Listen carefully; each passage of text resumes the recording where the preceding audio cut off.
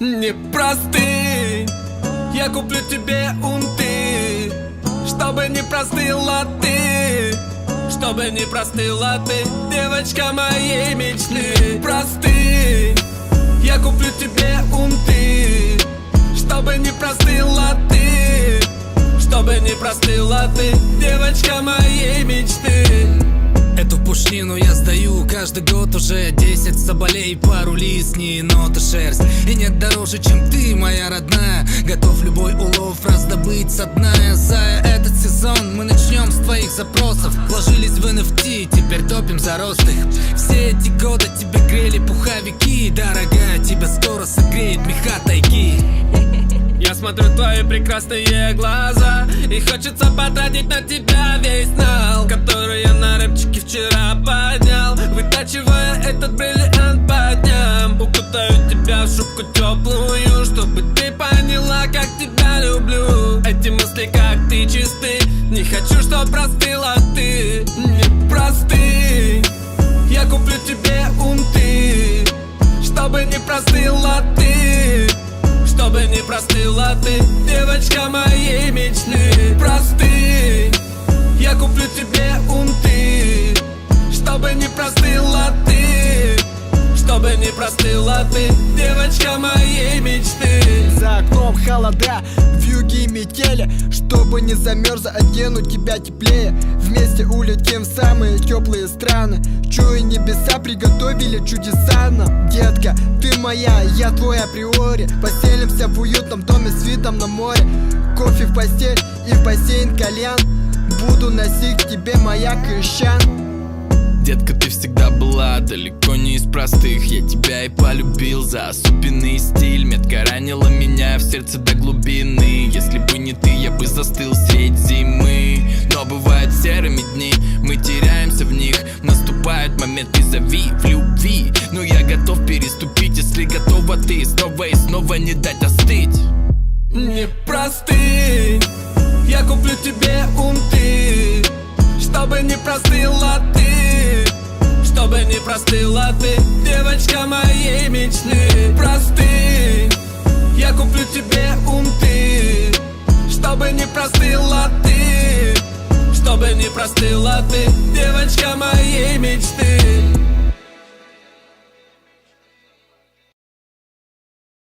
Ребята, замечать?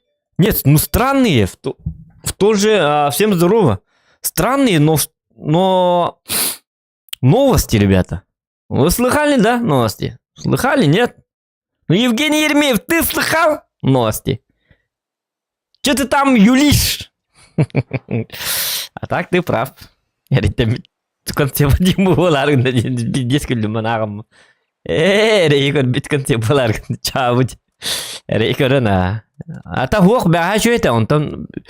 Но, ну, вчера было нормально. После стрима, конечно. Но почему-то стрим я удалил. Не знаю почему. Ну, потому что слишком... ну, лайков было мало. Ага. Даже 100 не набрал. Поэтому... Так, поэтому надо перезаписать.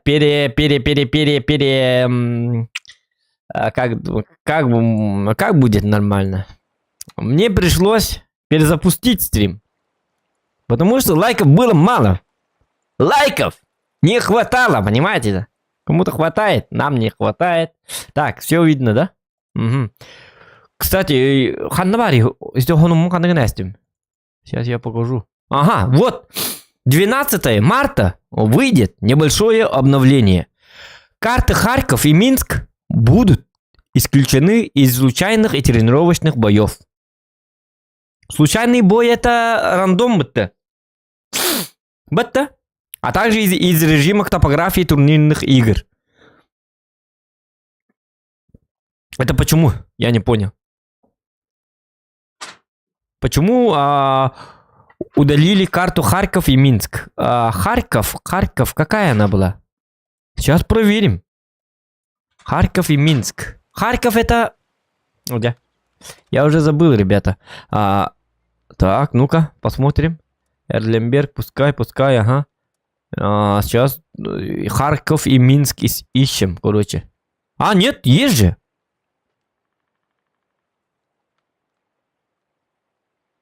Карта Минск, почему-то она существует.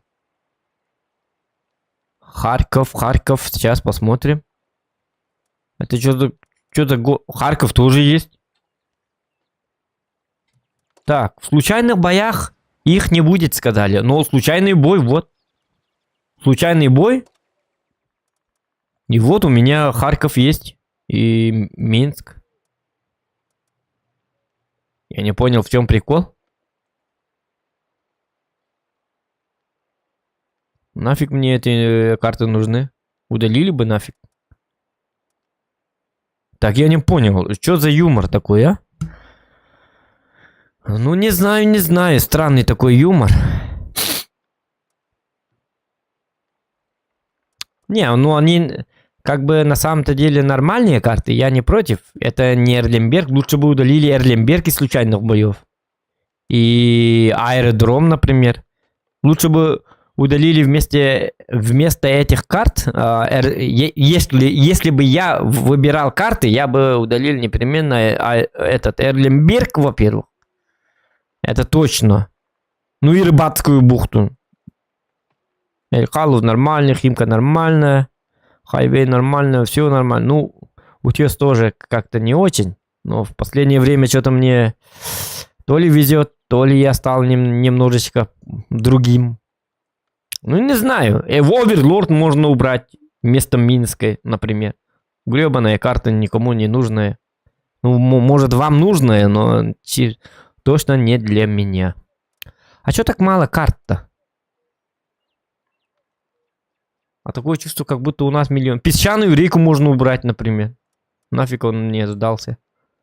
Кстати, так, я играю вместо Эрлемберга. Давайте Песчаную реку исключим. Потому что в Малиновке еще на концепте более-менее можем играть.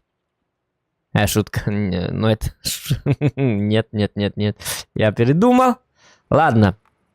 У меня 121Б. Смотрите, вот я сегодня покатал на 121Б.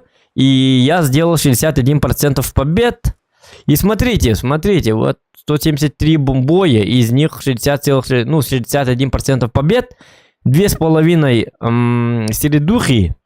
И, самое главное, я уже приблизился ко второй отметке, ребят. Поэтому сыграем на концепте. Если мы сразу будем сливаться, будем играть на 121Б и добивать вторую отметку. Если не получится, можем добивать. Если лайков будет много, будем или донатики поедут. Можно будет добивать отметку на Conqueror Gun Carriage. Ребята, я теперь гребаный артовод. Против меня играют. Ну, мне очень жалко тех, кто играет, когда я играю на арте, конечно. 82% у меня. Еще 3% и у меня будет вторая отметка, бля. Оказалось, что я скрытый талант артовод. Получается. Но стиль-то прекрасный. Ну, так, вы ничего там не пишите, потому что я эту арту купил и только из-за того, чтобы выполнить 2 ЛБЗ. Без них никак. Что я выполнил? Сейчас я вам покажу. Я эту арту выкупил обратно. Я его продал, вы знаете. Вы меня знаете, я не люблю играть на арте. Поэтому я его купил, чтобы сделать вот это гребаное задание. Нанести в 4 раза больше урона, чем прочность собственной машины. Ну там на арте 2100 или 2000 сколько-то там было. И, конечно же, у меня был... вот, оглушить технику противника суммарно на 120 секунд за счет... И плюс к этому союзники должны уничтожить 2 единицы техники противника, оглушенных или обездвиженных вами. И, кстати, тут только одна. Вот, смотрите, 6500 урона я должен нанести на бабахе, на чифе. Кстати, на бабахе тоже было, я чуть было рядом. Но всегда 6400 и 100 просто не хватает, да? И слушайте, я это сделаю, и у меня откроются новые задания для объекта 279. Будем это стримить, наверное, но это не факт, это не точно. И я хочу вернуть свой бланк, потому что мне бланки очень нужны, оказывается. И поэтому чтобы вернуть бланк, мне теперь надо купить арту российскую, понимаете, да? 140 секунд. 140 секунд суммарно. Оглушить технику противника. Плюс уничтожить 3 единицы техника противника. Ну, чтобы вернуть бланк, надо с отличием сделать, да? 3 фрага плюс 140 с отличием надо. Ну, если... Это сложно, потому что, когда убиваешь танк, он не оглушается. Значит, 3 фрага это как бы... за это время я не буду их оглушать. Получается, мне... 140 секунд оглушения, плюс еще к этому я должен вот это выполнить. Без оглушения уничтожить. Это, ну, не знаю, долго будет. Долго буду делать, наверное. Вот так вот. Ладно. Чё да я. Как у вас там настроение? Сегодня вот так я сыграл. Это на СТ, на Прогетто, на 121-м 1Б, 30 боев скатал с утра. С ночи 83% побед, очень плохо. Я хотел 30 из 30 сделать. Я хотел 30 из 30 сделать, потому что я не люблю проигрывать. Когда я не стримлю, я должен побеждать. Если один слив и все. Я должен отрабатывать навык. Это плохо. И ВН8 3133. Уникум. Понятно. Так, теперь все будет очень плохо, потому что сейчас уже я включаю стрим, все это сбрасываю, и сейчас начнется ад. Ну, если будет все плохо, все равно я дотерплю, потому что у меня новые наушники, смотрите. Как называются наушники? Logitech. Что-то там, короче, Logitech. Как-то там Logitech. Сейчас на инстаграме посмотрю, ребята. А знаете, почему я купил новые вот такие вот наушники? Потому что мне нравится то, что у него не висит вот этот гребаный микрофон. У него встраиваемый там микрофон. Можно его включить, можно его и не включать. Естественно, у меня же есть вот этот профессиональный микрофон, поэтому я не использовал. Мне микрофон не нужен в ушах, зато... Выглядит вот так вот красиво. Ну, мне так кажется. Но, конечно, дорого стоит. 13 тысяч. 13 тысяч. Это для наушников, бля. Это дорого. Но зато ничего не болтается, ничего не мешает. Мне все хорошо, все нормально. И так далее, и так далее, и так далее. Ну ладно, хватит про наушники. Где мой гребаный концепт 1Б? Где мой ад? Где мой ад? Кстати, в чате что-нибудь есть там? Дораба, концепт Дораба. Это было вчера, на сегодня нет, завтра перемирие с рандомом. Турурдум, лайк, тебе топчик, махта был, ну сходу лайк, тем, кто ставит лайки, вы охуенные люди, спасибо вам. Потом того есть культи игналарын хазы. Кстати, Эрленберга апнули или по нефиль, не знаю, точно там простирал больше стало. Да? Опять что ли? Коричневый чемоданчик, ёпта. Гребаный коричневый арта, вот. Здорово, лайк, Борис. Привет. Что? Агитатис ультрамарини. Вы откуда? Агитатис ультрамарини. Что там маринуете? Маринуете. Маринуете. Ультрамарини. Так, ладно, у меня зверь, хватит рассказов. У меня вот такой вот охуенный зверь. И все, мы погнали. Ладно, подрубаем плюшечки. Гребаные пушечки мне будут нужны. Ага, вот так. Можно было на фар... причем тут фар? Ну все, погнали. Кстати, это не надо. 56,39, ага. Еще нам надо где-то 9% и будет отметка. Ну, возьмем, не возьмем, не знаю. О, Нормально. Кстати, сегодня будут много чифов, наверное, поэтому будет сложнее, но почему-то в первом бою нету чифов. Мне вчера сказали, одни в рандоме, одни это чифтейны. Сливтейны. По 3 там сливтейна в рандоме, понимаете, да? Люди хотят играть, а там чифтейны. На тебе, как дела, как дела? У меня теперь чиф, иди сюда. Пас. Помогите. Вот такой вот рандом был вчера, говорят.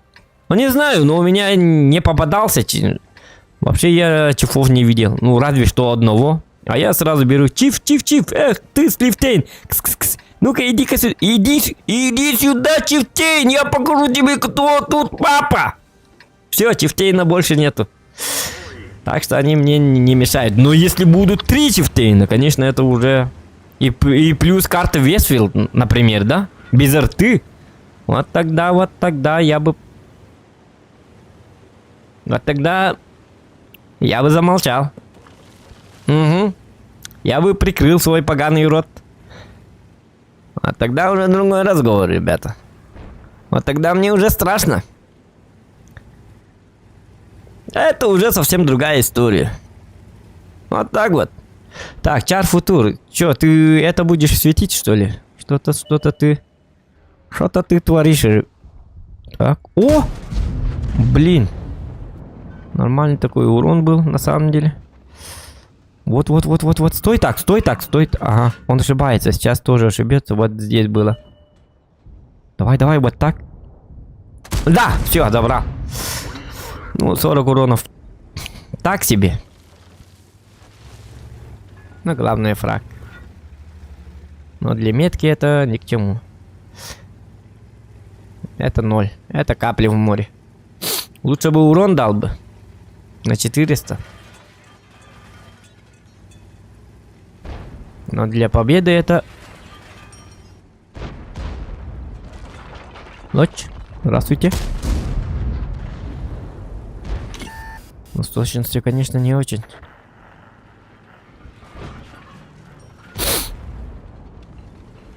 Кстати...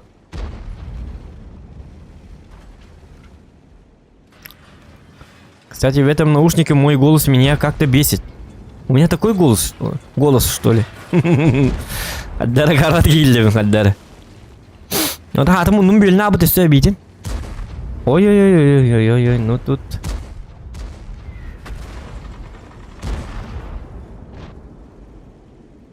Диктовата хангаровни. Бирки, раз. Жауди. Налаган наушника мушнама хангар курдук на аддар ханавар. Но тут мне голос не нравится.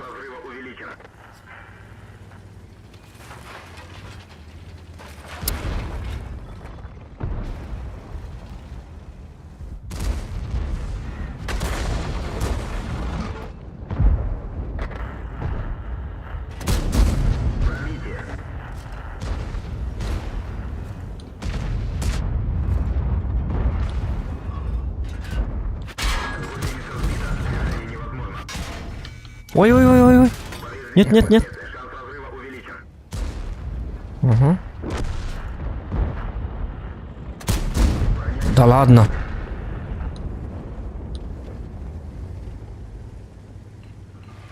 Надо возвращаться, ребята.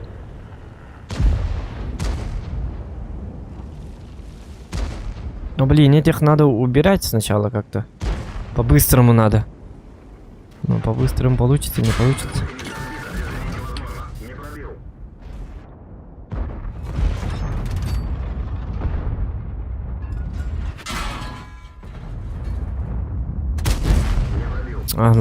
Я не попадаю в лючок. Сложновато. Так, кто у них ПТ? Скорпион? Е4. Блин, они меня поймают, да, если я так поеду к ним. Очень хочу вот так поиграть. Ага, они меня поймали, блядь. Я думал, может быть... Я тупой. Ну, я думал, может, если там они вкатились, то Скорпион и Е4 может там. Ну, не Е4, Е4-то тут. В смысле, Скорпион может там, я подумал. Плюс Паттон. Но я не угадал. Это была ошибкой. Угу. Гребаная ошибка. Я должен был сначала вообще постоять на базе. Когда играешь на отметку, не надо ехать вперед. Это основное правило, но мы этого не придержались. И гребаный Скорпион, оказывается, всю катку стоял на базе. Что за челик? Да. Ну, давай ждем следующего. Лайк поставил, ушел в рандом. Спасибо, пожалуйста. До свидания. Ну, давай, иди. Слифтейна. Угу. Северяне, привет. Для меня карта лучше бы делала как Прохоровки. Все равно дырявая карта. Ага. Слифтейна. Танк заказов 100 рублей, ребята. Только по донату. И только нам привет. Ага, здорово, бабан. Эрлемберг карты лучше бы делали как Прохоровки. Это Эрлемберг вообще-то было такая. Ну, я не знаю, почему так. С этим Эрлембергом что-то не так. Угу. Кстати, я почти неделю буду играть так. Бля, пиздец. Ну вот, стрим включаю и все, статистика даже. Смотрите, блядь, что за, блядь. Нахуй сбрасываем. Что-то я... О чем это я говорил-то? Кстати, у меня... Для того, чтобы получить 260-го, у меня остался один лишь. Только один. Только одно ЛБЗ. И это на СТ. Охота на охотника, или как там называлось. Раньше так называли, сейчас не знаю, как называют. Но дело в том, что я должен в бою нанести 3500 урона. Только only ПТ. И когда играешь на СТ, когда ты берешь этот гребаный, это гребаное задание, когда ты берешь, и сразу начинается, ты берешь СТ, вот смотрите, сколько сейчас ПТ, 5 ПТ, 5 ПТ. Вот СТ же есть, 3 СТ есть, но у них есть 5 ПТ. Ну, молодцы, молодцы. А вот когда ты берешь вот это вот ЛБЗ, чтобы нанести 3500 урона к ПТ, у тебя тут не 5 ПТ, не 4, а 3, 2, 1 ПТ. И все. Это полный пиздец, ребят. Я вам говорю. Я просто не успею. Я уже несколько раз почти сделал.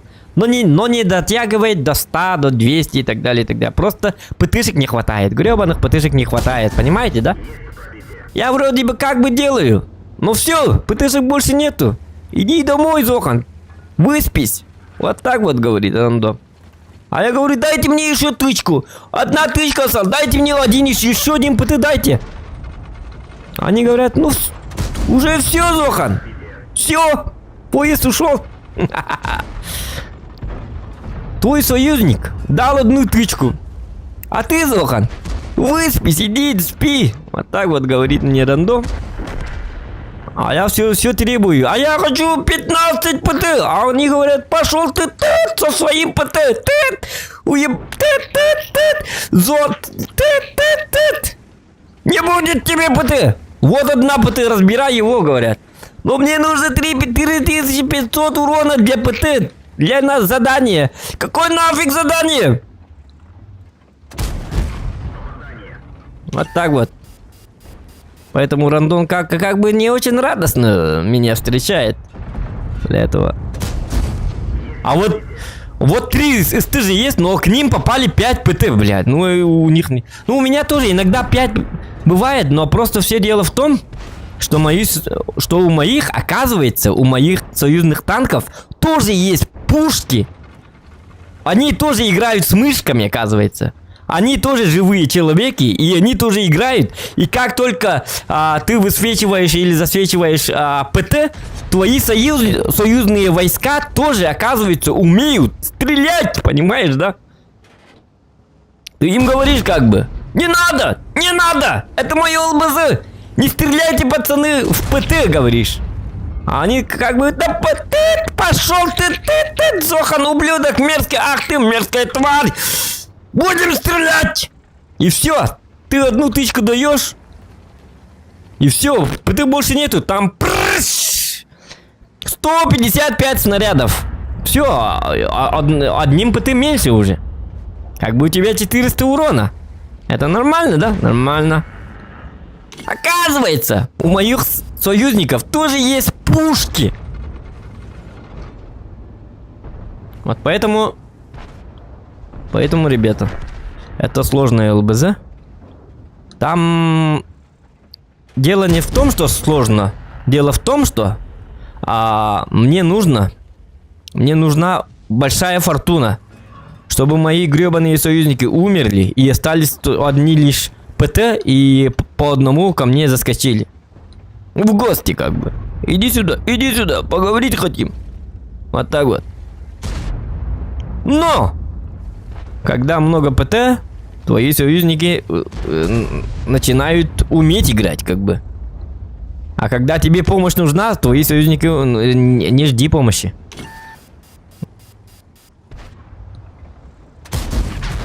Да ладно. Я затупил. Очень плохо. Там проиграли. Скоро возвратимся. Надо было быстрее вот это... Так, минутку. Вот такой вот он. Но если я случайно сегодня будем делать, кстати, со стримом или без, посмотрим, как все будет. Но если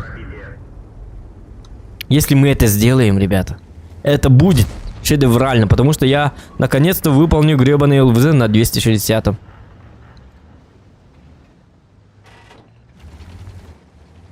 Ну и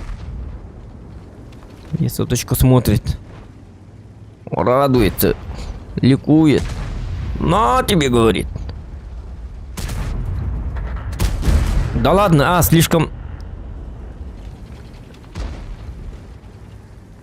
У него топовая пушка.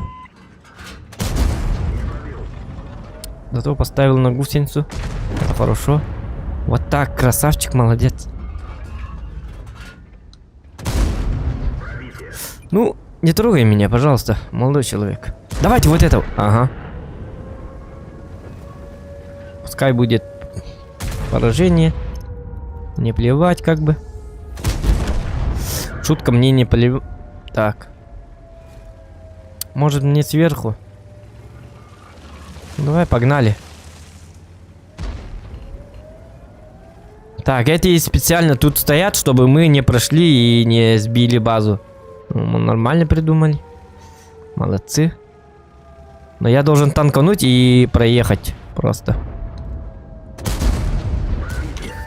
Главное, ты 30 стреляй, пожалуйста. Да пофиг, пускай возьмут. Мне победа не нужна. У меня и так побед слишком много.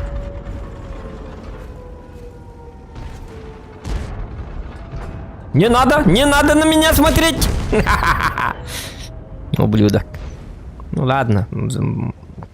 Базу взяли. Успел бы я посмотреть.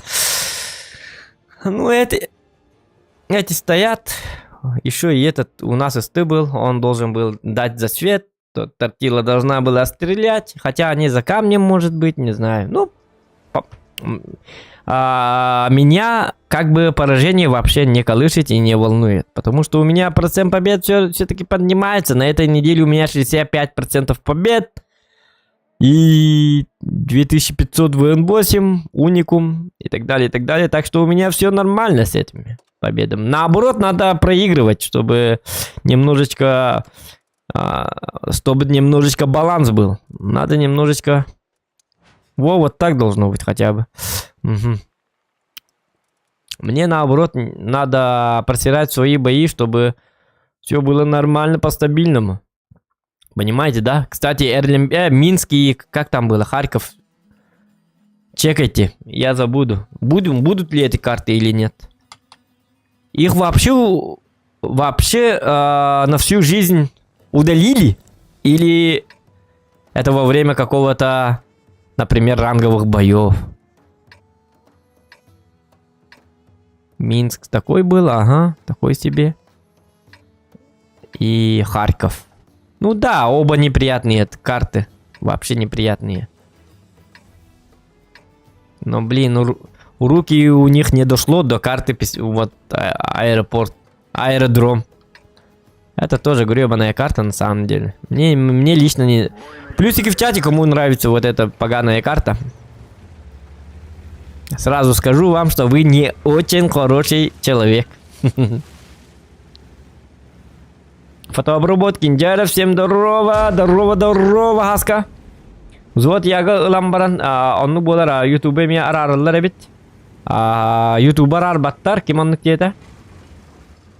Ютубер арбаттар это Google. Это и есть Google. Ютубер ардактарны бияка сөчөй болар, потому что мы перейдем на Трова. И там мне будет наоборот приятно, если на Трова будут на меня смотреть. Там уже другая монетизация на Трова. Если долго будут смотреть твои зрители, например, 1 час, тогда я получу это как бы какие-то очки или что-то там. Браслетиков. Ну не знаю, что-то я... Да... Ах ты... Ты...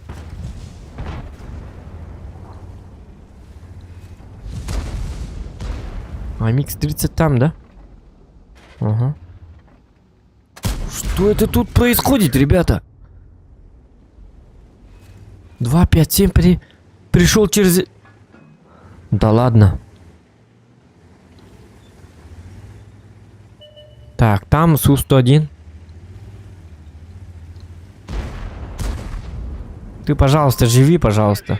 Не надо так играть, пожалуйста. Не надо, не надо. Ой, Акар. Ой, ну свои жестко мешаете вы. Ага. Ай, блядь. Очень плохо играю. Не, ну свои мешают. Блядь, когда ты хочешь стрельнуть, они вот... Стреляй в меня. В меня-то стреляй, говорят. Ага. Я о чем? Пускай воюют сначала. Потом в конце как-то что-нибудь замутим. О чем это я говорил-то? Что-то я говорил, да? Типа, думнастим. Бля, я уже забыл. О картах мы разговаривали. Потом о чем? Бля, я... Офигеть, у меня память. Я только что-то рассказывал и сразу забыл. Нормально, нормально. Стареем, ребят.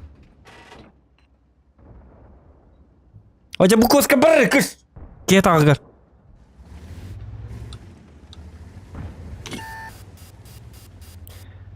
Так, в конце подим бы. Доброволец. Так, у нас тут, короче, слив, да? Ага. Ну я слишком сильно подставился под всех. Зато для... Зато будем дамажить. Приятное с полезным. Если у вас слив, то... Постарайтесь просто подольше жить и наносить уроны. Никто вам не мешает, никто не крадет ваши уроны, так сказать. Это тоже сливы, это тоже добро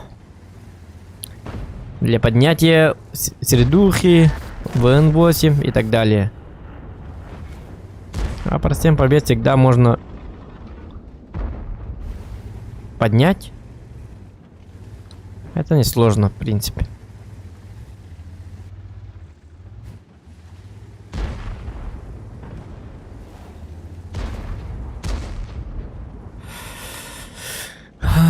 Я так не пройду, потому что я отхвачу от шпрота ИСУ-101. Ну, будем ждать.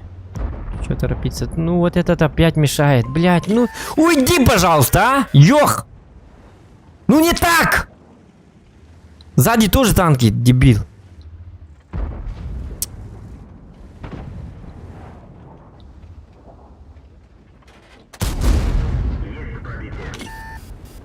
Это точно умрет. И он будет живым щитом. Вот, видите, да? Теперь у них есть щит. Пиздец. Ну вот, за что мне такие люди, а? Ну вот у нас ПТ. 2 ТТ. Так, ну, тут слив. Они вкатят и сразу меня убьют.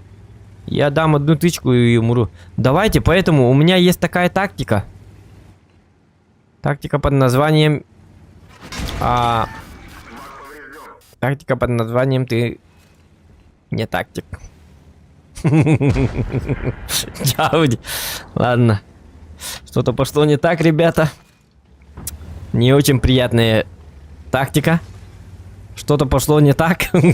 Тактика. У меня есть тактика. Извините, ребята. Тактика не сработала. Нам нужна другая тактика.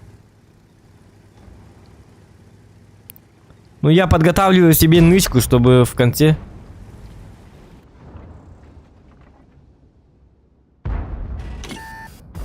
По нему стреляйте, пожалуйста. По моему засвету. Но это не точно. Может быть, ты 103. Да.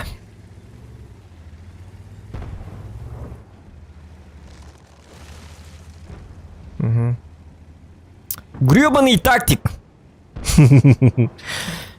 Ну, в моих планах Су-101 не было. Даже не знаю, откуда он приехал. Но в моих снах и в моих планах его не было, как бы. Он стрельнул, да?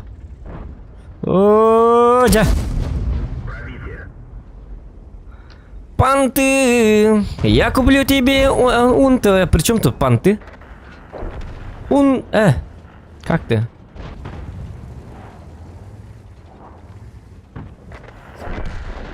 Сейчас еще затащим, ребят. Вот видите, я специально так сделал. Хотя не специально. Кого я обманываю. Кстати, тихо. Тут надо ловкость рук иметь. Ладно. Откуда? Так.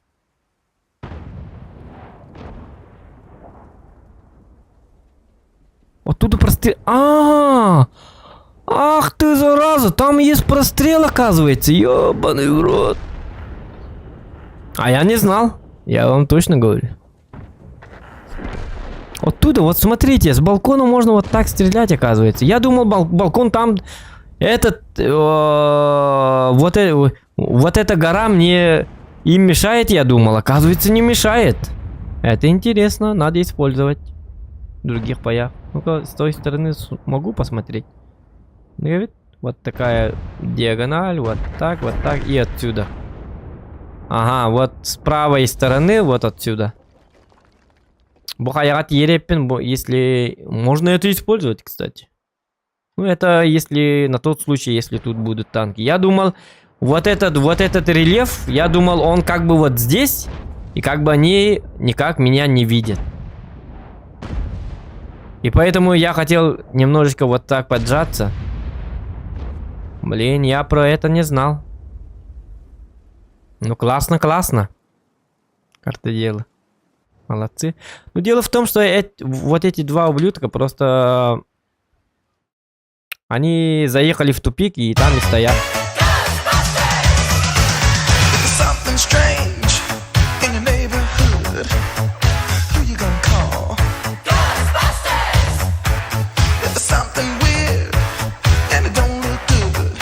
Тащи, братан.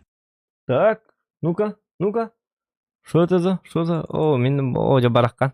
Тана ишин алерс кас кари батагратты башканда сак быгыр булла тиерепет. Так, каренако, жара. О, кайна, 500 рублей!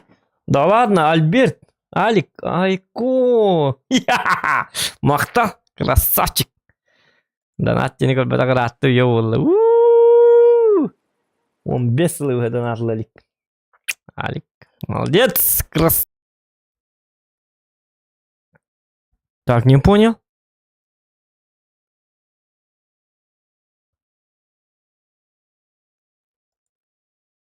Это что было?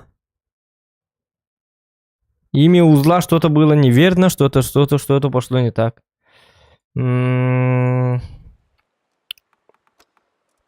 Ладно, ждем. Ждем или на СТ погнали? Я не знаю. Это не задержка, это у меня какая-то ошибка. Там было написано в ОБС, имя хоста указано неверно, что-то. Я такое впервые вижу, кстати. Давайте сервер поменяем, может. Может, давайте на RU6 перейдем. Чем это тут RU8, RU9? Давайте на другой серверочек.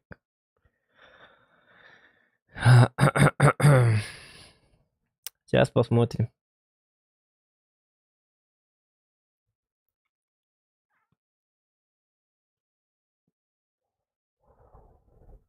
Кстати, мы сегодня купили, что у нас там?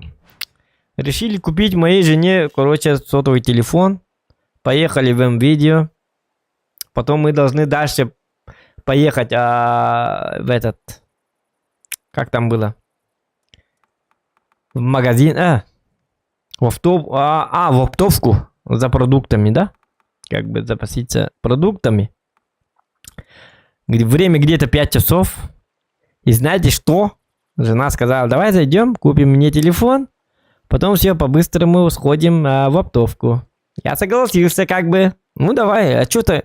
Может, в Сезном поедем, где-то там, где продают сотовые и так далее, и так далее. Что тебе это тырка, там, зачем тебе именно М-Видео? Ну, просто М-Видео там, цены дешевле. Почему цены дешевле? Везде одинаковые почти. Давайте, поехали, там. Но она не согласилась, собственно, она сказала, ну, давай просто купим телефон, это же по-быстрому. А я, дурак, поверил. Я сказал, ну, давай по-быстрому. Если по-быстрому, то по-быстрому, как бы. Вот и поехали. И вот с того момента, когда мы поехали, мы сначала выбирали. Она выбирала 30 минут сотовый телефон. 30 минут еще этого мало. Может, еще подольше, да? Подольше, да? Потом оказалось, что она еще хочет планшет купить. Потом мы выбирали планшетик. Очень долго выбирали планшет какой-то. Ну, она выбирала, не я. Я-то сразу вот эту надо. И вот эту. А потом она хотела телевизор. Android TV называется. Я не знаю, в чем его сила. У нас 2 телевизора дома. У нас в зале есть 4К телевизор. Большая такая огроменная штука, да? С HDR. Все там есть. Все устраивает, все нормально. И у нас в спальной комнате тоже есть телевизор. Ну, там Full HD старый, да, самсунговский. Или LG, я не помню даже. Ну, так себе, нормальный Smart TV. Она хочет Android TV. А я говорю ей, почему тебе Android TV нравится? Я не понял, у нас 2 телевизора. Если ты забыла, у нас дома 2 телевизора. 2. Понимаешь? 1 и 2. И нас 2. Ты и я. Почему нам нужен 3-й телевизор? Пожалуйста, скажи мне. Почему нам нужен 3-й телевизор? В туалете, что ли? Или что? Она говорит, успокойся, нормально все. У нас 2 телевизора, но у одного нету Android TV. А я говорю, «И почему тебе нужен этот Android TV? Зачем тебе Android TV? Скажи мне, зачем тебе Android TV? Там же Smart TV, можно посмотреть все, что... Ну, я хочу с телефона вот-то. А почему бы не смотреть сразу с телефона просто, что ты видишь, как ты обычно делаешь? Она говорит, нет, я хочу на сотовом видео включить, и это будет видно на ТВ. Ну... Ладно, говорю, ладно, пускай так и будет, но скажи мне, пожалуйста, куда нам деть третий телевизор? Что, на балконе, что ли? Ну, там... Она говорит, у нас есть кухня, говорит. А я говорю, у нас есть кухня, где у нас почти всю кухню нашу занимает кухонный шкаф. При том, что мы заказывали кухонный шкаф, ты сама заказывала, если ты не забыла. Она говорит, мы повесим на стену, говорит. А я говорю, у нас еще другой шкаф должен будет для мучного, для этого. Ты что забыла? А потом подумал сам. Кстати, мы будем кушать, и там будет телевизор, да? И там я подумал, а может мне... Да, я тоже, когда сам кушаю, я тоже смотрю на ТВ. Ну, как бы... Ладно, нужен нам телевизор. Я же говорю тебе, нам нужен телевизор, Android TV. Молодец, мы купим. А там сказали, мы долго оформляли вот этот телефон. Какой-то телефон взяли, не знаю, Xiaomi какой-то, да? Где-то за 40 с чем-то. И что за... где-то за 20-ку, где-то, ну, плюс-минус. Так там планшет... Просто нормальный планшет какой-нибудь. Я даже сам не знаю. Я не смотрел даже. И потом мы это долго оформляли. И когда мы оформляли, они сказали, что оказывается у них такого телевизора нету. И знаете что? Она сказала, мне нужна эта колонка. Домашний кинотеатр, говорю. Говорит она мне. А я ее знаю. Ей нужен домашний кинотеатр, но она ненавидит, когда на телевизоре звук больше, чем 15. Вот 16 делаешь, вот громкость звука, и 116 делаешь, и она сразу начинает. Так, делай потише, пожалуйста, потише сделай. Зачем? Потише, пожалуйста, сделай. Кричат. Что ты кричат? Надо, как, если я фильм смотрю, надо 45 где-то, я хочу звук. Она всегда говорит, нет, ты что, глухой, и так же слышно, и так далее. А я ей говорю, когда мы в кинотеатре, ты же не говоришь, давайте вот минус 10 сделаем, слишком громко, пожалуйста, потише сделайте. И вот я это все вспомнила. У нас всегда были вот... разногласия насчет звука. И я напомнил ей, ты же всегда любила тишину. Даже когда ты смотришь ТВ и так далее, ты же больше из 100%, больше 10% ты больше не... И зачем нафиг тебе этот сдался домашний кинотеатр? Она говорит, надо. Это я после 8 вечера, я не люблю когда-то. А после обеда, в раннее время, в раннее время ее дома не бывает, я вообще-то один. В раннее время, до 8, я хочу большой звук. И я такой вот, значит, ты хочешь большой звук. Ну ладно, выберем. И там, смотрите, цена там 56 тысяч. Какой-то вот такой вот штука лежит, дебил, какой-то кривая. Вот такая штука, вот палка, я сказал бы, да. Палка такая вот стоит, и вот. Это что ли? Они говорят, даже эти не знают. Сами два менеджера просто подошли и сказали, да, вот это классная штука. А я говорю им, давайте, вот телевизор стоит, давайте посмотрим, можно проверить там звук, можно, работает, не работает. А они говорят, ну да, как бы посмотрим. Да, как бы работает, ага, говорят. Но звук-то мне дайте, звук, я же хочу послушать звук. Они говорят, ну звук, да, ну со звуком... Миша, иди сюда. И тут какой-то маленький такой пацанчик приезжает, что? А он говорит, да, ты разбираешься в этом, да? Да, ну давай-ка вот это, звук, они хотят А этот Мишка какой-то подходит, ну, Да, это отличный. Я знаю, что это отличный. Можно проверить звук, пожалуйста. Звук можно, пожалуйста. И как бы он говорит, Мишка какой... Ну да, как-то... Как сейчас посмотрим. Ну-ка. И оказывается, он тоже не знает, что он что. Потом мы вместе уже думаем. Это уже время. А мы должны в оптовку сходить. Вы не забывайте. Я с этого и начал.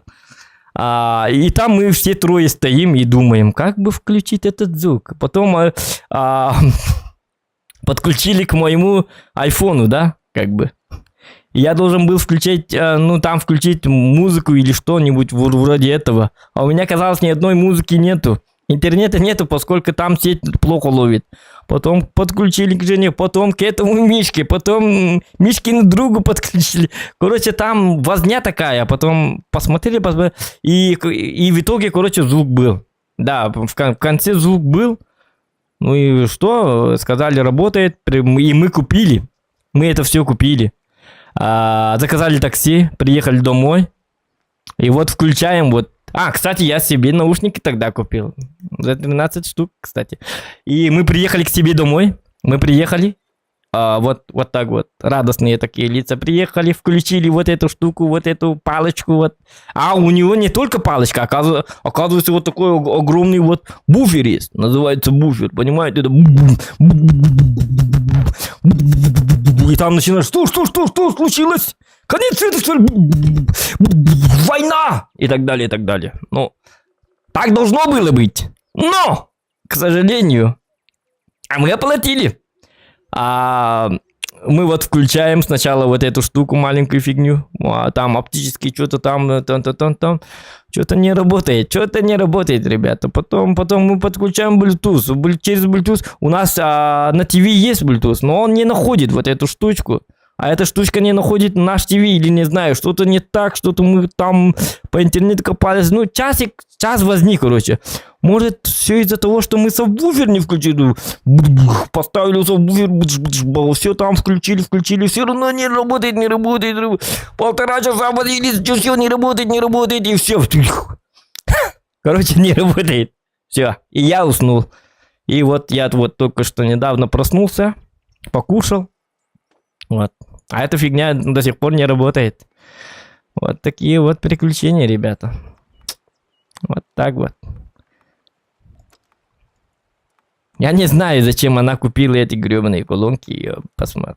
Ну, если бы я так сказал, можно было понять, потому что я огромный звук, я-то люблю, я-то на максималке, я-то заводной, вот, сразу кино там, и буду на PS5 играть, это самое, в PUBG, например, буду играть на PS5, и там звук автомата, моя нога, и так далее. Ну, можно слушать, да, но вот моя жена абсолютно любит тишину. Она вообще человек, который любит тишину. Она на сотовом... Когда мой сотовый звучит на всю громкость, она... да потише сделай, пожалуйста. Сразу. И зачем ей эти колонки за 56 тысяч рублей? Ёбаный в рот. Это странно. Ладно, если бы она любила песни там послушать, танцевать или что-то там, включать громко музыку, что-то любит, пошуметь и так далее. Нет, она абсолютно спокойная и абсолютно любит тишину. Но почему-то она купила эту колонку.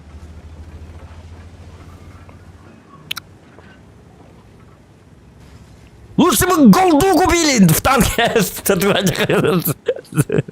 за 56 косарей. Ну ладно. Вот такие вот дела у меня сегодня. Так и не понял, зачем ей эта колонка.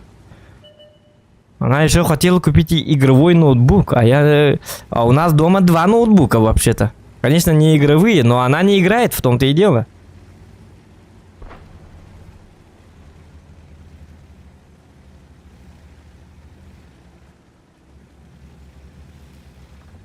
Вот такая вот история.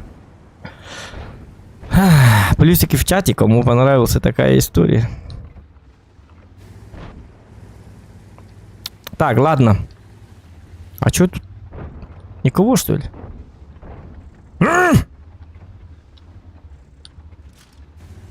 Ого! А это что, Гарри Поттер, что ли? Откуда он появился? Ёбаный в рот. Он что, там стоял, что ли? Нервно курил в сторонке, что ли? Целый час. Так, у меня такая затея. Чё, я вставать должен, что ли? Не, ну странный бой. Давай, на каток поставил. Давай, во, молодцы. Работаем, парни. Во, 1269. 1060, ага. 1269 суммарки. Это хорошо. Если играете на метку, всегда поставьте на каток. А там есть танки, оказывается. Ёбаный в рот. Я тогда почему сюда повернул-то? Направо. Там же было написано: направо поедешь, фиг найдешь. Налево поедешь, ты 95 найдешь. А я вот не умею читать. Поэтому я прошел. Угу. По-любому он. Давайте на каток. Давайте, убивайте. Вот. Ха-ха-ха, 850. Специально на каток. Мне урон не нужен, ребята. Во! Уже 2 касс. 1982 помощи. Заебись. Играйте на метку, вам урон не нужен. Лучше на каток поставить и... Вот вам. Уже 2400 суммарки. Понимаете, да? Вы это понимаете? Ну, танкисты поймут, конечно. Но не танкисты не поймут, конечно. Вот такая вот. Вот такая вот фигня происходит у нас. Метка, не метка. ВН8. Почему не ВН2, например? Почему 8 именно? ВН7 никому не интересен. ВН8-7 интересен. И так далее. Ну, тут дело плевое. Тут хитростей много, ребят. На каток! Убивайте! Убивай! Во, красавчики! 370. Молодцы, ребятульки. Молодцы. Только может к ним поехать сразу. Угу, у меня тут дверь. Ап. Шутка. Так не работает, что ли? Ладно. Ревелрайзер еще.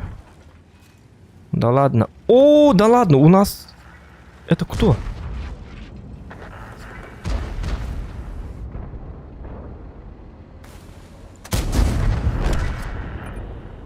Удирать нам надо. Что-то... 57% уже. Заебись. 3600 середухи. А, суммарки. Так. Давайте еще. Что мы замутим? А почему я вернулся? Я хотел к ним поехать, потому что там много хп, но почему-то я испугался вот этого ревелрайзера. Он точно мне мешает. Угу. Но вряд ли я успею.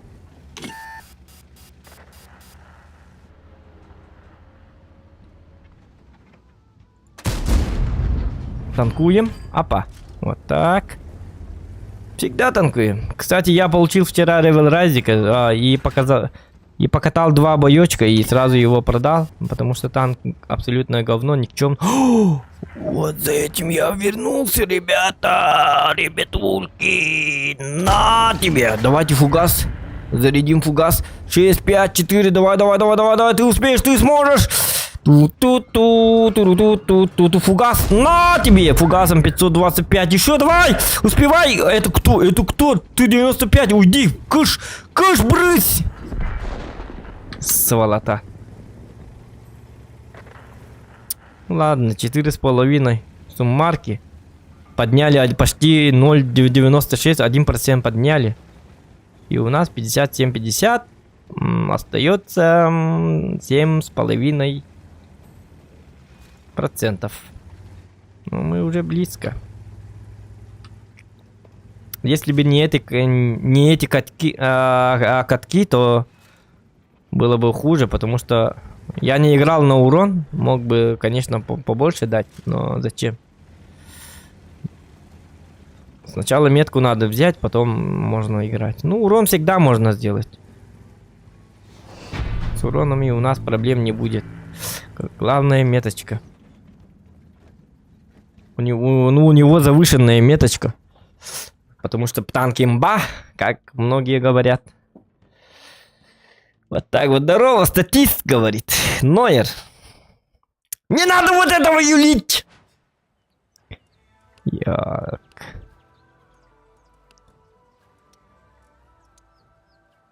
О, очень плохо. Ладно. Хотя бы, кстати, у нас победа. Ага. 57-50. Да. Ладно, простите, bu firkan pağolurdan baran artalıkka var diye bir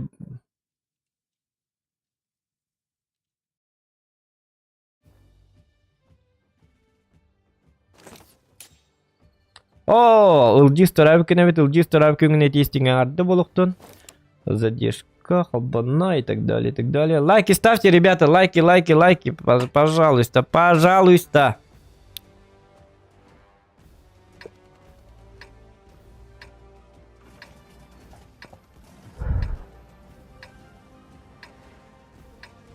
Чтобы стрим сохранился, пожалуйста, ставьте лайки,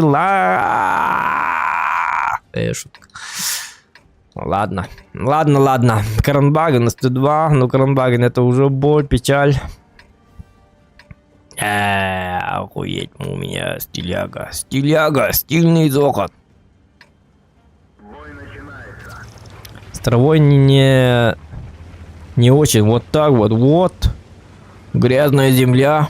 Грязный зохан. Так, уберите травы, свои травы. Уберите, пожалуйста, не надо курить тут травы. Откуда у нас тут травы? Я не понял. Так, ладно. Пускай дерево стоит. Он и так умер. Деревья убивать не надо. Greenpeace. О, смотрите, что это у него-то? Звездочка такая.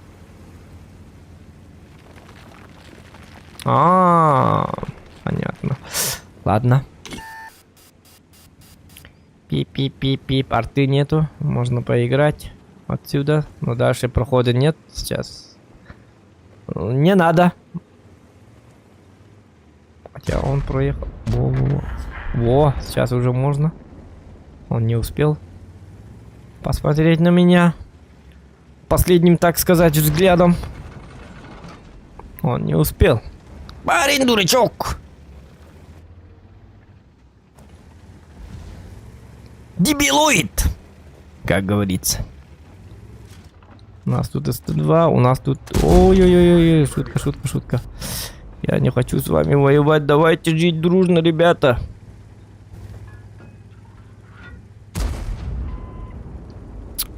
Там опасно, тут опасно. Везде опасно. Ну все, О, там проехали, что ли? Почти. А почему там пусто? Ну, за картой надо следить. Если что, давай на каток. А чё не попал-то?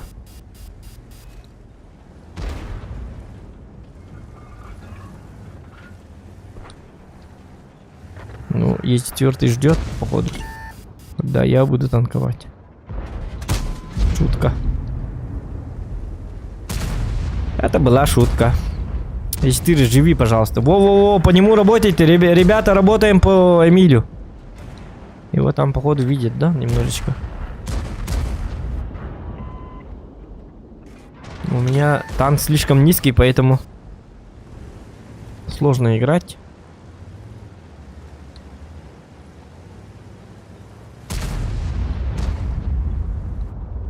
Эта зараза снова подошла. А почему по нему никто не работает? Во-во, 546. Давайте еще, давай, ребята. СТ с той стороны, поэтому по нему работает только вафля. И то у него не топ-пушка, походу. Если я не ошибаюсь. У него топ-пушка должна быть 750, да? Или 650. Угу, тут меня кран ждет. Интересная личность. Хитрожопый, да? Ладно. Если они там, ну вот, выкуривать вот этих мерзавцев будет очень сложно. Лучше меняем позицию. И будем играть на той стороне, как бы. Можно вообще возвращаться. Так, один ПТ тут, один... ну, бабаха где? Когда я вот посюда выходил наверх. Но они могут быть там, где-то, да? Или вот тут, да. Вот. Там, где деревья. Это не точно. Ладно, я возвращаюсь. Мне, походу, тут делать нефиг.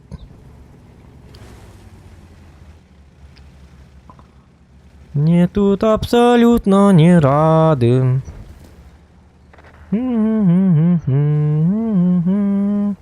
Ти-на-на-нам. Ти-на-на-нам. Ти-на-на-на-на-на-на-на-на-на-ням. Ти-на-на-нам. Так. Я правильно сделал. Потому что у нас там все очень плохо. Ну, мне нужна бабаха. Где она? Я вот побаиваюсь. Вот бабахи. Вот. Она опасна.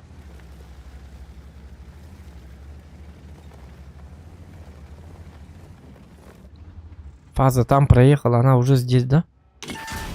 Понятно. Я дебил. Так. А вот она.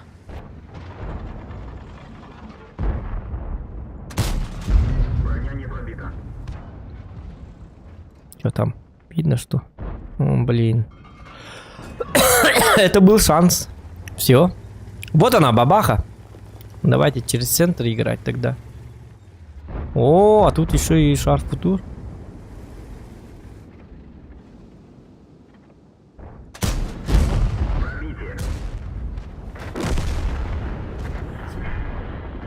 Ну ладно.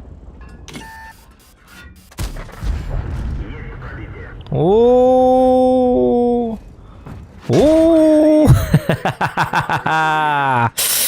это против меня, что ли, а?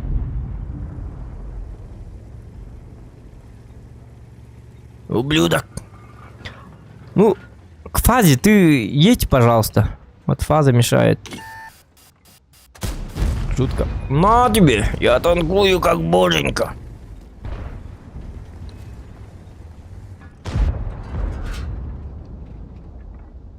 Может, мне самому надо туда вкатить? А, не-не-не, я умру два.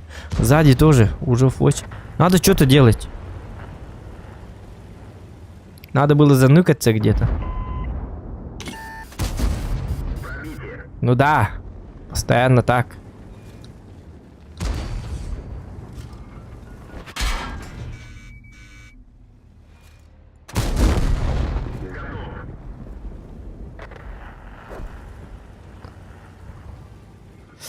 И сзади фаза стреляет сейчас. Него чиф. О.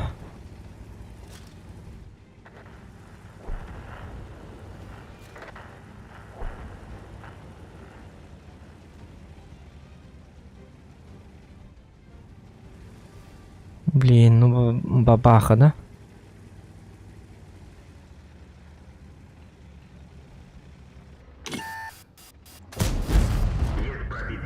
Бабаха там, красава.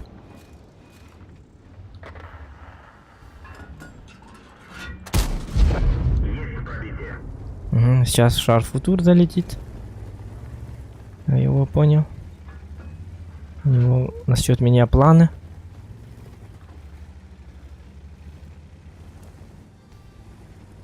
Ну-ка.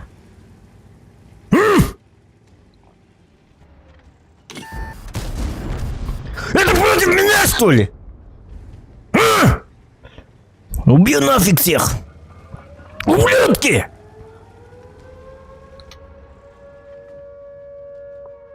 На тебе! Что ты хотел?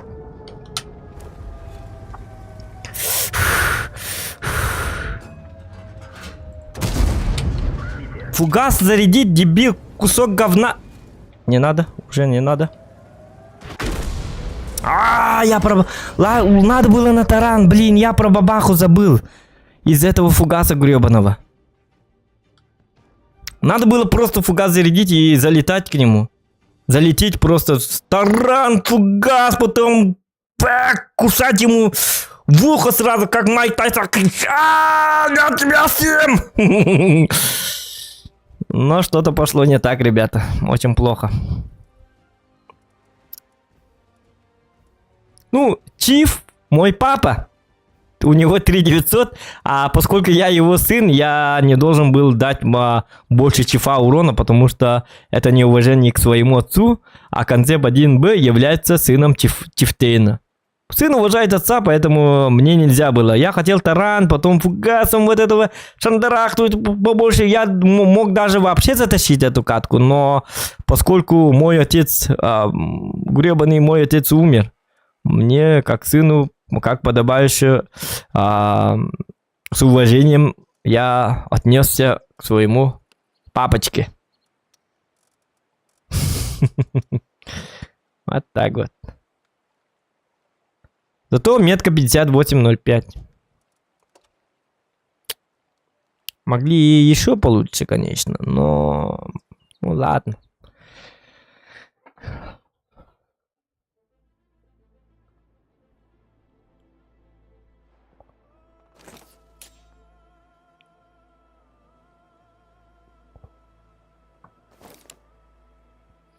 Зохан билер да Инстаграм арқсары турарын телегета бар да. Инстаграм арқсары да. Арқастын меня вообще не волнует Инстаграм. Я в Инстаграме вообще много времени не провожу. Вообще много времени не провожу. Сторисы даже не просматриваю в последнее время. Я захожу что-то... Сам иногда сторис снимаю на несколько секунд. И все. Я в шоколаде. Вот такая вот фигня. Меня почему-то не волнует судьба Инстаграма. Судьба Ютуба тоже не очень меня как бы напрягает, потому что у меня не столь много подписчиков. Все равно у меня монетизация как бы невыгодная. Потому что с монетизацией я все равно... Сколько?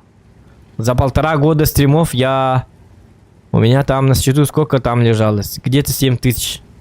Это за 1,5 года.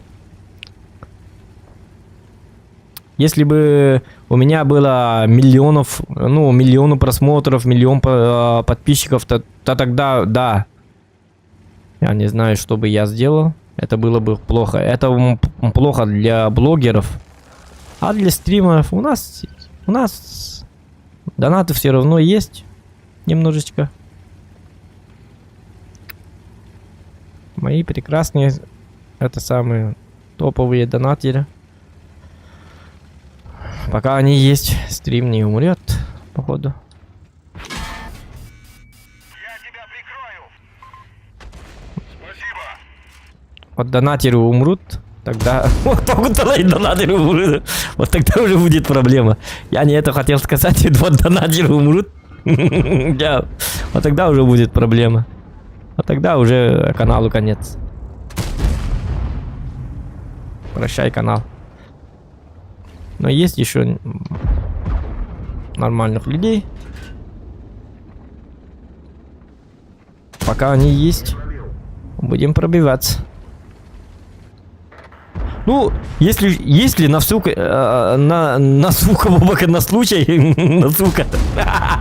на случай, если канал удалят,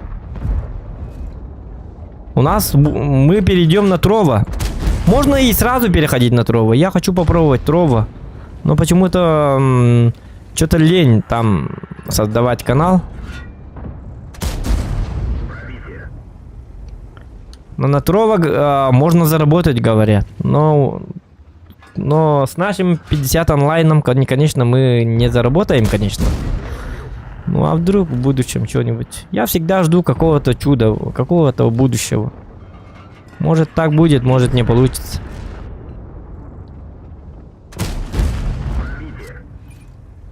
Если мы обанкротимся, так сказать. Ну, пускай так. Судьба.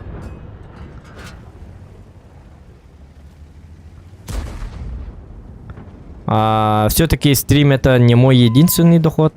Он просто... Как бы...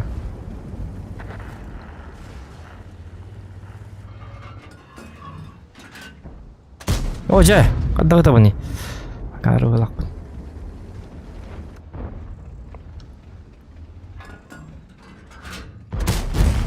Джак, что со мной?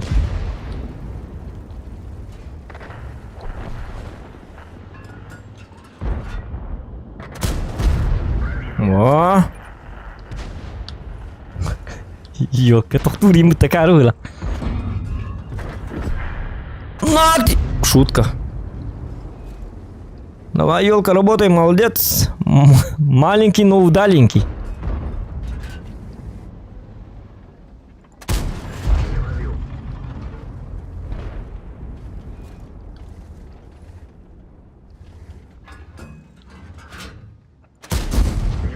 Да ладно, не пробивается там. На каток надо было поставить, ёп, посмотри. Сейчас, минутку, на каток поставлю. Давай, стреляй по нему.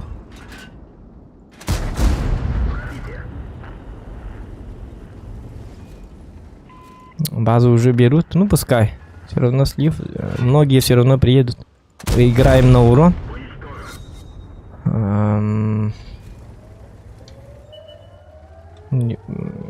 5 фрагов надо, да? Ну давай, возвращайтесь, я вас жду. Дорогие мои друзья.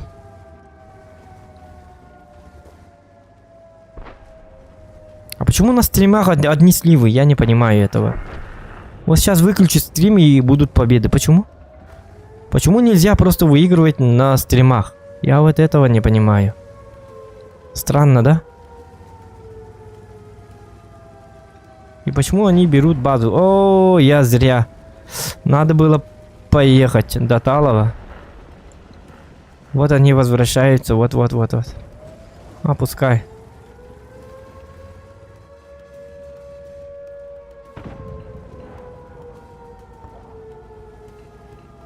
Ну, времени уже мало. Все равно они настырно уже берут. Не ждали, да? Не ждали, да?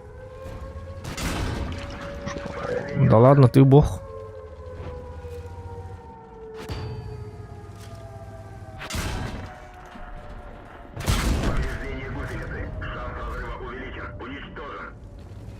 Ага.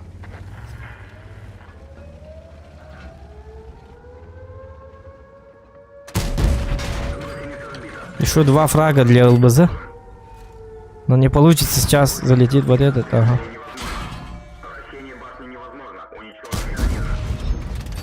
Не зря я так. Давайте таран. Не получается таран. Не пробивай.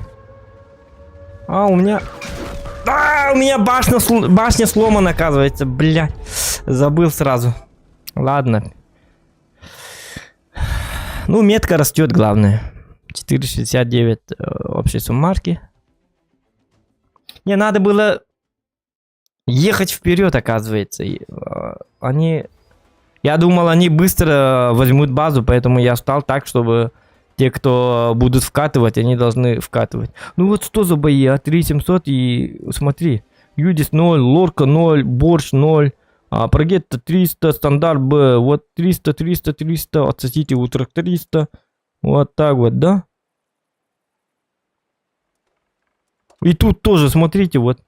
Вот что за дичь происходит? Что за команда такая, блядь, вы... Как вы под кайфом, что ли, или что? Я не... Давайте еще будем менять сервер. Блядь, ну...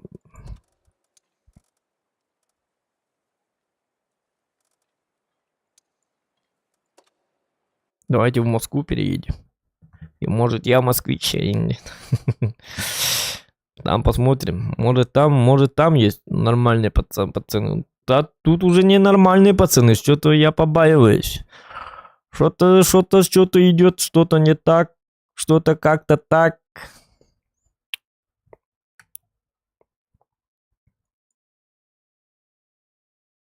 Очень плохо. Давайте посмотрим. Удались нахер. И из 5 боев только 1 победа. Пиздец. За 5 боев у нас 3К средухи. За 3К средухи у нас всего лишь 1 победа. Очень жаль. Ладно, идем дальше.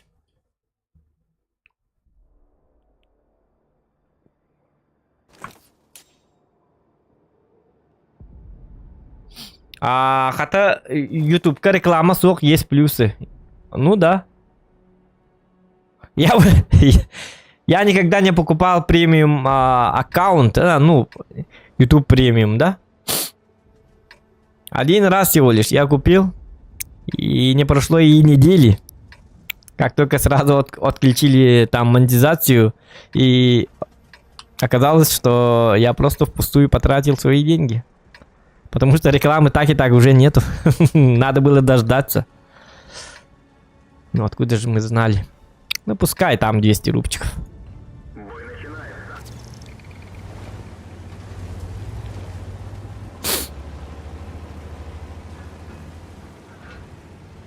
Но это очень плохо для тех, кто занимается блогерством. Потому что у них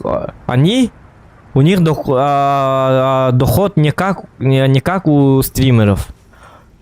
У стримеров есть 2 варианта дохода. Это и монетизация, во-первых, да. А вторая это когда хорошие такие добрые люди поддерживают канал и помогают материально вот стримеру, да, каналу развиваться и так далее. Но у блогеров,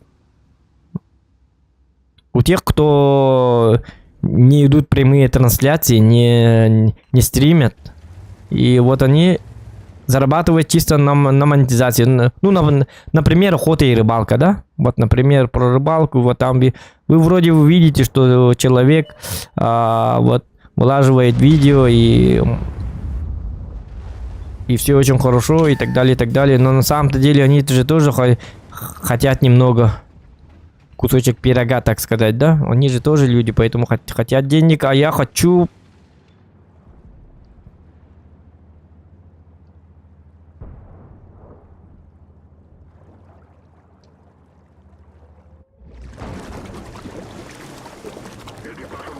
Охота и рыбалка в Якутии.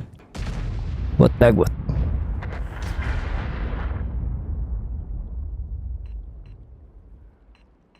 Приятной вам рыбалки, ребят.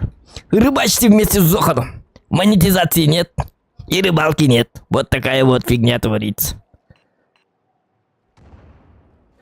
Не, ну просто у меня экипаж просто утонул, потому что, понимаете, у меня стиль дерьмовый, он слишком жаркий, там горячо, внутри, там, вы представляете, в такую, вот у меня танк горит, а там внутри экипажи есть, 4 экипажа, если быть, ну это не точно, может 5, может, ну вроде 4, да, или 5 экипажей.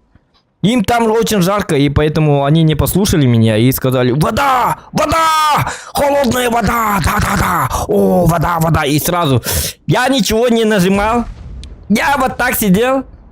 Вот так вот я сидел, а мой этот самый сам, лично сам механик-водитель сказал: да, вода, вода!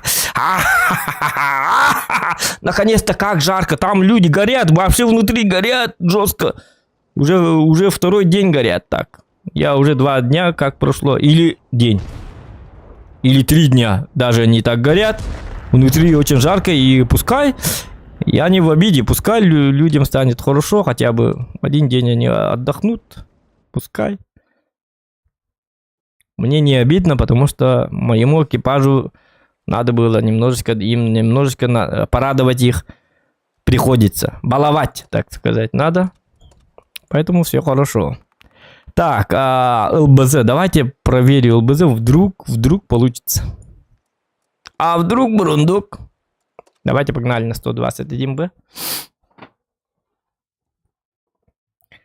Так, Балакага было. Вот и на рыбалке приехали. Ну да.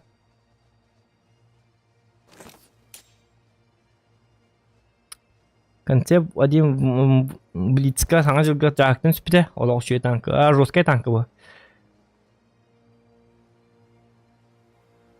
Ол 200 рубчигінен қалдалық дәтін. Зачем? У меня и так много... У меня и так есть голды. Ну, за 200 рублей сколько ты голды купишь? Зачем? За 200 рублей голда это вообще... Это ничего. Мелко плаваете. Так. Если голду покупать надо по жесткому покупать. А не за 200 рублей, или за 100 рублей, 50 рублей. Или вообще не надо покупать. Я бы за 200 рублей лучше бы не стал покупать. Так, ладно. Я же на СТ, кстати. Вот видите, уже 3 ПТ. Это очень плохо. Ну, с одной стороны, правильно, что я туда не поехал, потому что они все равно светить будут, я буду снайперить. Давайте, я же потею на, как бы, на урон.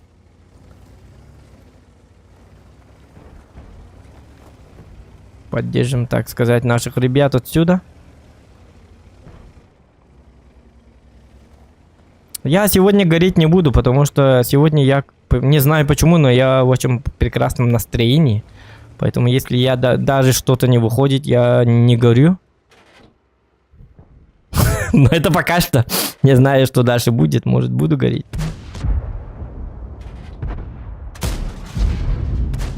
Вот не попал, и у меня радостное лицо. Вот так вот. Так и живем, ребят. Иногда Зохан злой, недобрый, а иногда Зохан просто молодой. Ну, про молодой я промолчу, конечно. Нормальный, веселый чувак. Вот. Но критический урон, что это такое? Угу.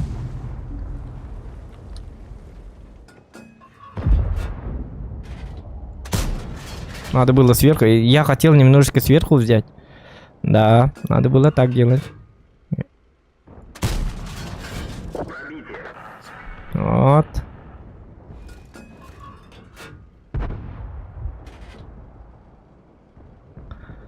Просты. Я куплю тебе унты. Я куплю тебе...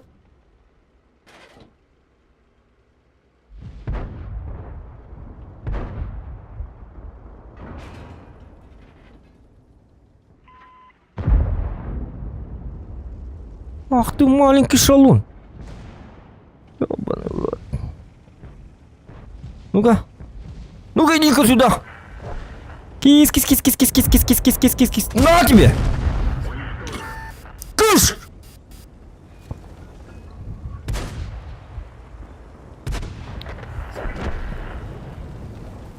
Так, ну-ка.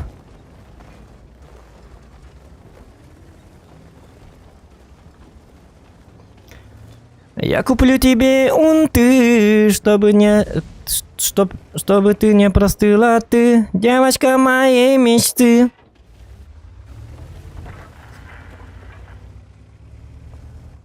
Забавная песенка, кстати. Это...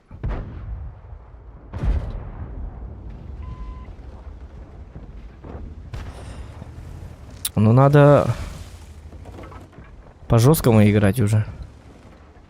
Что-то я не успеваю. Что-то они быстро погибают. Что-то они быстро погибают, ребята.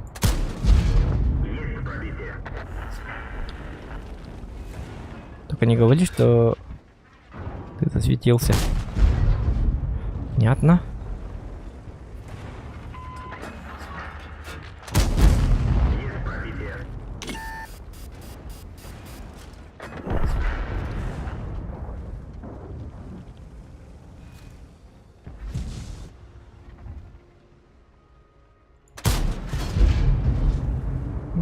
надо было сводиться.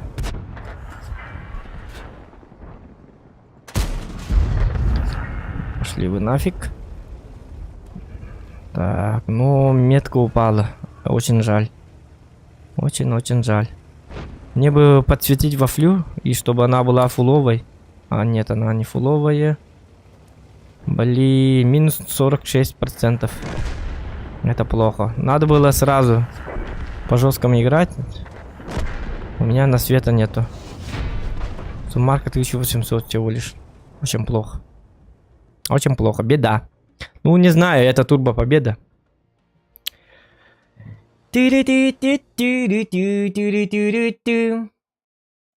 Непростый, я куплю тебе унты, чтобы не простыла ты, чтобы не простыла ты, девочка моей мечты. Просты я куплю тебе унты. чтобы не простыла ты, чтобы не простыла ты, девочка моей мечты.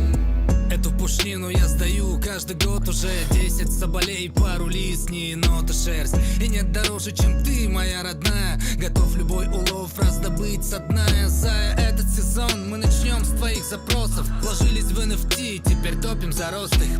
Все эти годы тебе грели пуховики. Дорогая, тебя скоро согреет меха тайги. Я смотрю твои прекрасные глаза, и хочется потратить на тебя весь нал, который я на рэпчике вчера поднял, вытачивая этот бриллиант по дням. Укутаю тебя в шубку теплую, чтобы ты поняла, как тебя люблю. Эти мысли, как ты, чисты, не хочу, чтоб простыла ты. Непростый, Я куплю тебе унты. Як бы не простыла ты, чтобы ты не простыла ты, девочка моей мечты. Простый, я куплю тебе унты. Ладно, ребята, купите унты. Пока что дешево. А ты зарабатывал с ютуба, спрашивают у меня. Зарабатывал? Нет, я не зарабатывал с ютуба. За 1,5 года, я же говорю, 7000 заработал. И они до сих пор там и на сайте лежат. Я их не трогаю. Зачем? Ну, там такая вот история. Надо письма отправлять. Письма приходят на почту. По старинке. Потом код присылают. Потом что-то надо делать, что-то надо. И так далее, и так далее. Пускай лежат. У нас же мало. И просмотров тоже мало. Ну вот когда бы у нас... Если бы, конечно, по 100 тысяч просмотров за стримы было бы, тогда, конечно, был бы другой разговор. Но сейчас не... Сейчас не... БЗ, а тебе не говорили, что ты... Что ты дебил? Ладно, уматываем отсюда. Команда мечты.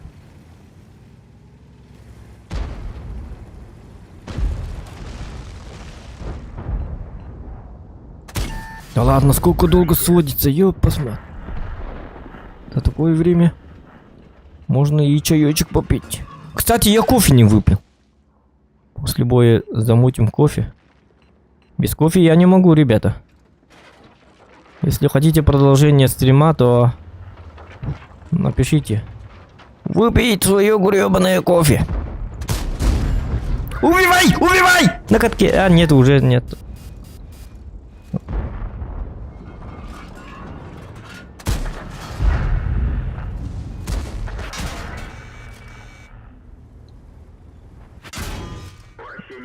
Айка, айка, айка, айка, айка. Повреждение гусеницы. Шанс разрыва увеличен.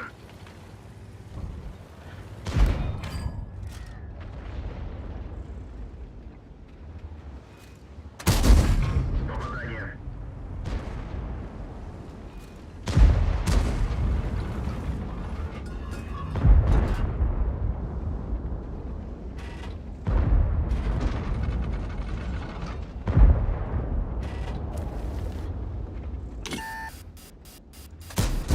А, сверху.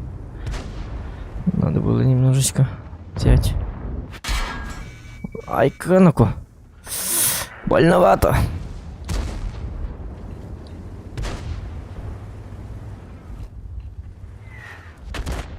Угу, арта тут. Ну вкатывайте, вас же много, ёбаный в рот. Стоят. Стоят.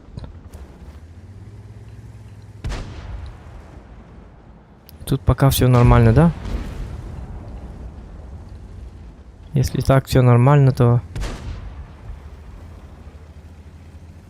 Ну не дай бог я встречу ТВПшку. Тут даже ПТ нету, ёбаный в рот, что за... Что за... Ой-ой.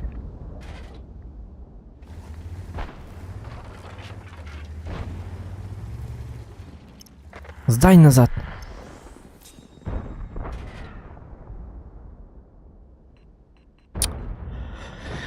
Гребаные ПТ-воды, я посмотрю. Надо что-то делать. Ну, меня сейчас поймает ТВП. Как я и говорил, что и следовало ожидать. Батчат, давай, давай, давай, обрабатывай его. Ну, или я. Так, ага, я не могу. Скорость движения и поворотов снижена. Но они как-то правильно играют, они хорошо играют.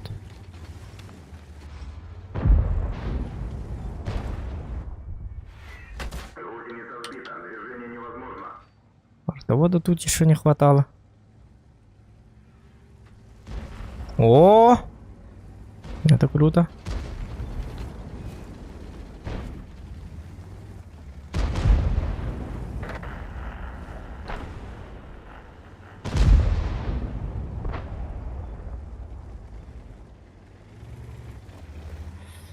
Так, ну надо намажить. Пока живой.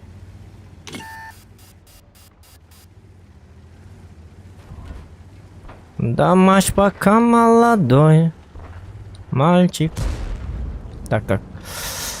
Ну тут сложно, на самом деле. 705. А, это 705, не 705, а это 705, понятно. Ну этот меня убьет сразу. Смотрите. Угу, танканул специально так.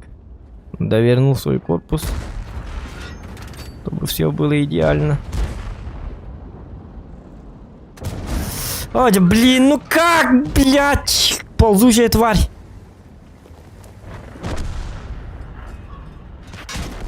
Угу. Очень плохо. Так, ну мне надо кофе.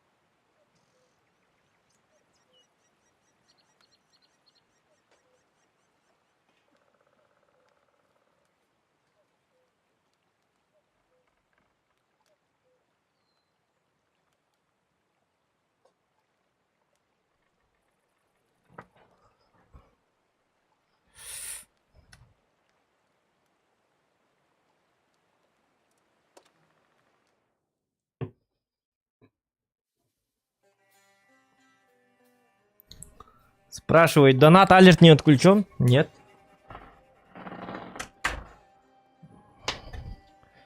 Nation Alert не отключен. И не будет отключен. Это же просто Donation Alert. Вот такое вот не отключают. Ну, отключат, например. И что? Это ни на что не влияет. Не все стримеры в России. Сколько стримеров в России? Миллион? Бой начинается. 1000? А, нет. Поэтому Donation Alerts.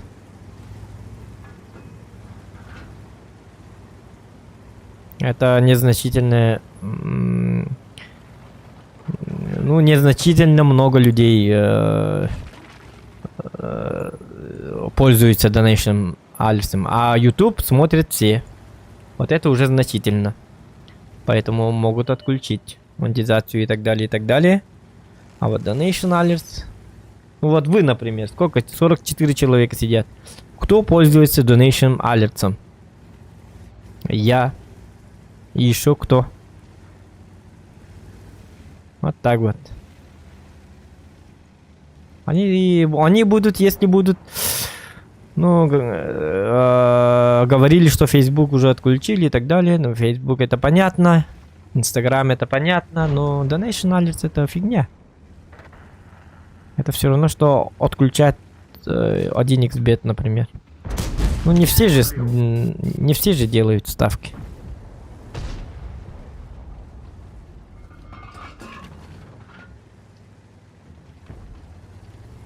Donation Alerts тоже пользуются не все.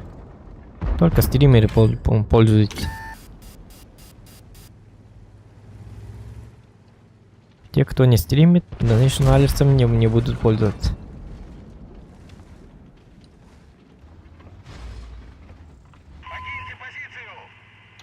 Но вот обидно, конечно, за еще за PS5, где они запретили вот игры.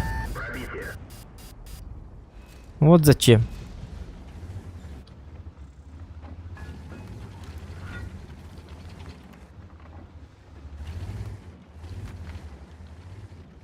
Не, вообще санкции какая-то странная штука. Ну, мне как-то по барабану. Санкции, не санкции. Меня вообще не волнует санкции.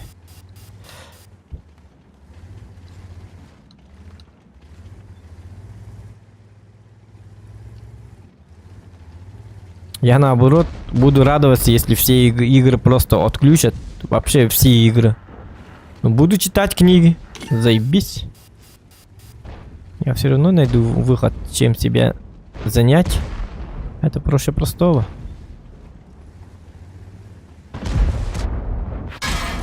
Не пробил. Разбит триплекс. Видимо, снижено.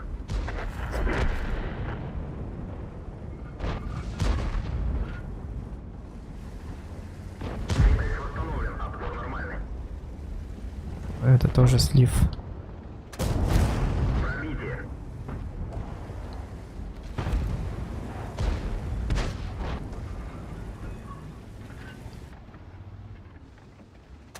О, jangan никто, не карват.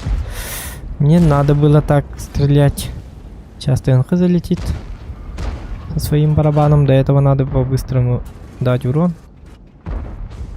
Но урон не получился. Как вы видите. И тут у меня фейл. Не, я стреляю очень плохо в этом бою.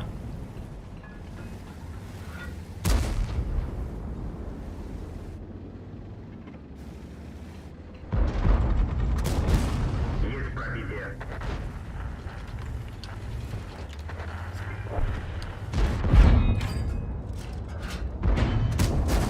Есть пробитие. А сейчас уже более-менее. Если они не вкатят, то они проиграют. Я разберу их на мелкие кусочки. Потому что у меня имба. Но если они с толпой вкатят, то они молодцы. Если не вкатят, вот, например, один из них. Но почему-то удрал.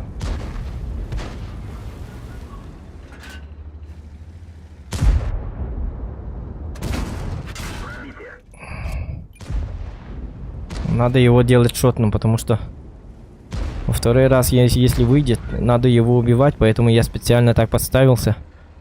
Он представляет огромную угрозу, чем другие. И стандарт еще представляет огромную угрозу. На тебе! Ага. Если Шкода не умрет, надо чекать все время.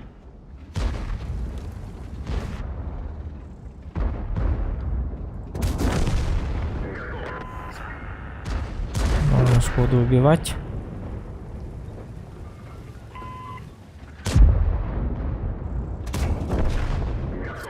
Вот, я подготовил специально для этого. Понимаете, да? Надо всегда действовать аккуратно, всегда думать наперед. Если бы я тогда его шотным не сделал, он мог бы вкатить ко мне потом. И все, я как бы труп.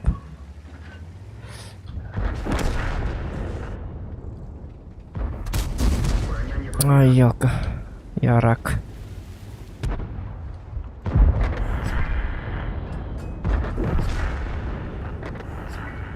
Дайте фрага, пожалуйста.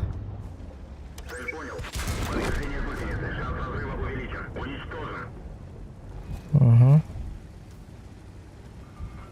Вот этого тараним.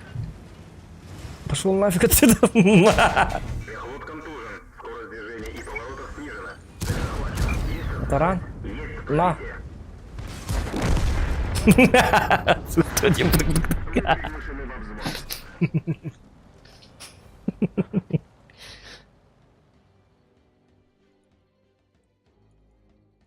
Ой, яка. Да.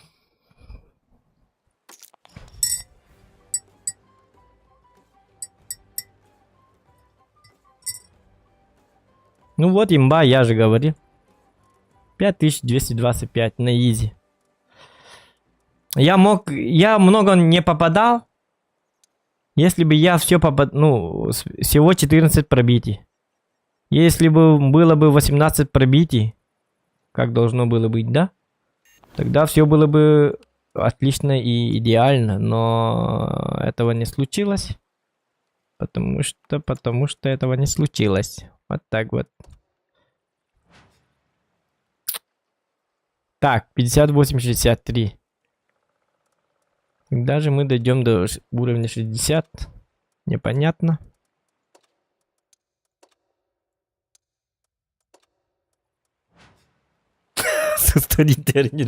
Не ведьма ваша, блядь. Ах ты, кто? Нормально води, индилер был. Кто-то заряжающий механик водитель. Да нет, тут мешает. Кто там тебе мешает? Не знаю, кто-то тут, блядь. Что? Я так. Вижу небо, индивидуально. Раката. О, я уже на 31. Скоро у меня скоро будет этот самый стиль на Рейтер Леопард 1. Это, кстати, мой второй этот самый. Мой второй боевой пропуск. Я уже заканчиваю второй боевой пропуск, понимаете? Первый я закончил на Кранвагена, 50 уровней. Потом это уже 31. Я уже этого получу завтра, наверное, или не знаю. Завтра, наверное, да? Ну, я столько много боев катаю, я весь день играю. Потом третий сезон закончится сразу тоже. Третий боевой пропуск тоже закончится. Потом что мне дальше делать? Там будут какие-то задачи. Этими и буду жить, наверное. Ну, нормально, короче.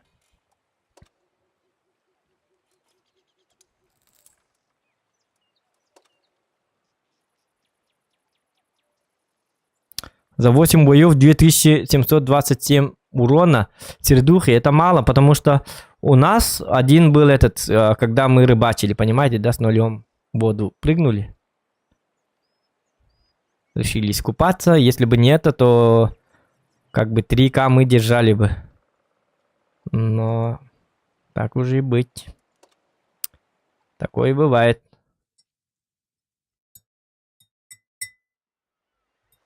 Калибр, где на нее не басха, тем более.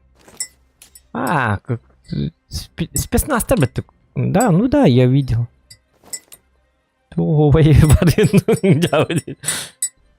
Лайк обнови. А, кстати, лайкосик не работает, что ли? Самти! Нава. И теперь работает, да? Почему 0 лайков? Вы чё? Не уважаете, что ли? Дин, да? О, 120.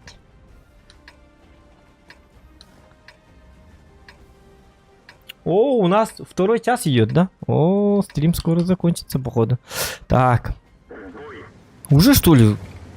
Час 52.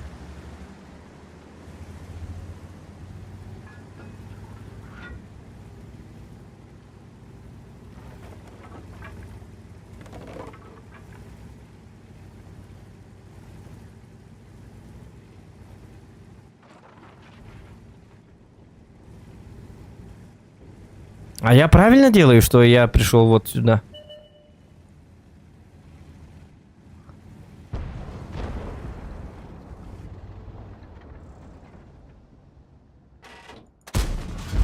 Пробитие.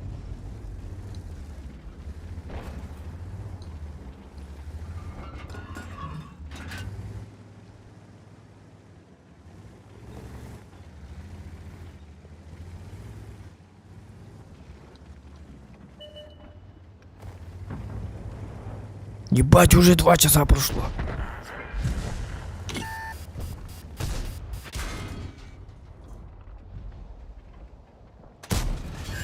Пробитие. Да ладно. Может, не надо? Ёлы-палы. Адя, блядь, шарфутыр, пожалуйста, уйди. А чё ты там забыл-то, гребаное говно, сука? Ну, пиздец. Устал стоит, ёбаный в рот. Все, я пустодрот сейчас. Если вы, если вас так поймали... Ну, и мне вообще не нравится эта карта. Рыбацкая гребаная бухта. Суровая карта. Для суровых людей.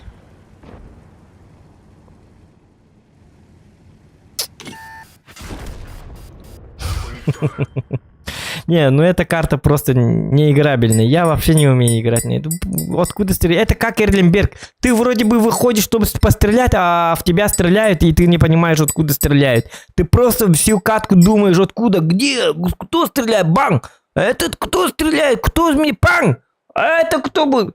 Ты вообще не знаешь. Эрлемберг точно так же. Ты не знаешь, кто стреляет, откуда стреляет. Хоть пойми вообще. Вот такие карты меня бесят. А в Эль-Халуфе, например, это не так. Ты уже знаешь, кто представляет тебе угрозу. Вот это, вот отсюда. Вот, например, ты когда в Вестфилд играешь, ты же знаешь прекрасно, что ПТ стоят вот тут, например, если ты с этой позиции. Они могут стрелять. Из центра вот этот могут стрелять и так далее, и так далее. Ты это знаешь, ты в курсе. Например, как в Париже, например, если ты тяж поехал... Например, вот сюда, и ты уже знаешь, что вот отсюда есть прострел, и отсюда есть прострел. И все, никто в тебя не будет стрелять, если ты не дурачок, если ты не будешь поставлять, никто не будет в тебя стрелять, родной. Как бы. Ты все прекрасно понимаешь. Например, тот же, можно сказать, прекрасный карту Эль-Халуф.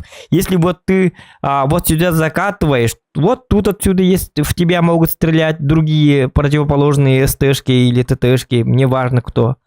И вот отсюда могут стрелять. И все, никто в тебя стрелять не будет. Никто вот отсюда не будет дамажить. Или вот отсюда никто не будет дамажить.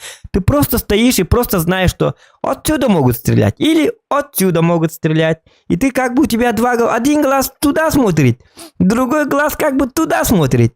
и у тебя вот такой пык, глаза дурака, имбецила, и стоишь и смотришь, и все, никто в тебя не стреляет, ты знаешь. Вот, например, граница империи, вот тут закатываешь, и отсюда тебя могут стрелять, и все, никто больше в тебя стрелять не будет, потому что ты об этом знаешь, разве что арта, ты знаешь об этом. Вот такие карты очень мне нравятся, когда ты точно знаешь. Вот, например, тот же монастырь, вот сюда заехал, ты знаешь, отсюда тебя могут стрелять, или если твои дурачки тут проиграли, отсюда могут заехать, и все, никто в тебя стрелять не будет, ты не будешь вот стоять вот тут и получать вот отсюда, вот отсюда, вот отсюда, вот отсюда, вот отсюда. Такого и быть не может. На перевале точно так же. Ты знаешь, откуда будет. Ну вот, блядь, рыбацкая бухта, сука. Вот город не играбелен совсем. Если там в дефе будут стоять, ты там не пройдешь, нихуя не пройдешь, потому что отсюда тебя стреляют, отсюда с тебя будут стрелять, и вот отсюда тоже будут стрелять. Если ты будешь через центр играть, тебя хуй поймет, куда все будут стрелять. Вот что сразу выходи и 115 снарядов сразу залетает в рыло, и ты не понимаешь, кто тебя убил, что такое, кто, где я был, кто я? Ты уже даже забываешь свое имя, когда ты попадаешь в рыбацкую бухту, ребята, вот что за говно вообще происходит? Вот поэтому мне не нравятся такие карты, как гребаные рыбацкая бухта и вот этот Эрлемберг гребаный. Там точно такая же фигня. В город, вроде бы город, а там никакой защищенности, ебаный. Там окна, блядь. Окна почему не позакрывать, что ли, или что-нибудь, я не знаю. Везде есть прострелы. Любой, кто отсюда или отсюда, кто может, арта тоже может. Все ему абсолютно... Вроде город, вроде ты в городе, а со всех сторон абсолютно на 190 градусов, на 180 градусов все могут тебя пробивать. Просто надо, чтобы там в городе Верлемберге играть, тебе нужна, ты Змеем Горынычем должен, у тебя должно быть 3 головы. Одна голова тут смотрит, одна голова как бы вот тут смотрит, другая вот тут, и еще 4-я нужна голова, чтобы сзади тоже не стреляли. Не дай бог! Если у тебя 4 башни, тогда можно играть в Верлемберге. Ты хуй пойми, откуда с прострелы, кто тебя стреляет. Ёбаный в рот. Вот поэтому я ненавижу гребаный. Вот зачем убрали вот этот Минск и этот Харьков. Блядь, вы нормально, вы же молодцы. Удалили нахер карты, которые никому не нужны. Но можно было почему вместо Минска или вместо Харькова не исключили Эрлемберг, ёбаный в рот. Сколько я с первого года, когда я начал играть в эту игру, я возненавидел, там еще было похуже. Ну что-то там делают, но все равно хуже. Зачем? Просто вместо Харькова или вместо Минска, пожалуйста, или 2 карты оставьте, просто Харьков и Минск оставьте. И, пожалуйста, удалите нахер Эрлемберг или рыбацкую бухту, наконец, ёбаный в рот.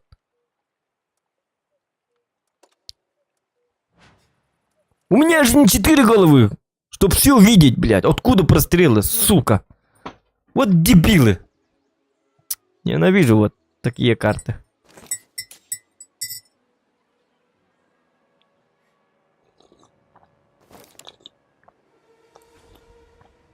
А если справа-слева пойдешь в рыбацкой бухте, там не будешь играть, там будешь стоять. 15 минут стоять и ждать, кто-нибудь вкатит. Попробуй только заходи к ним. Нихуя у тебя не получится, там будет в дефе стоять. Выйдешь и сразу, все, тебя нету, все, ты больше никто, ты не существуешь. Ты не родился на этом белом свете. Все, тебя просто вычеркивают. Это даже не санкции, это просто тебя нету. Ты выходишь и все, все, нету больше тебя. Забудь про прошлое.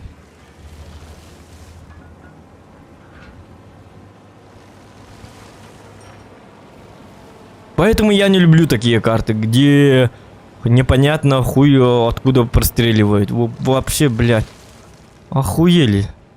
Ну, нормальные, я думал, они нормальные. Минск, Харьков удалили, блядь. Вместо Минска, Харькова можно было, но они не такие уж слишком...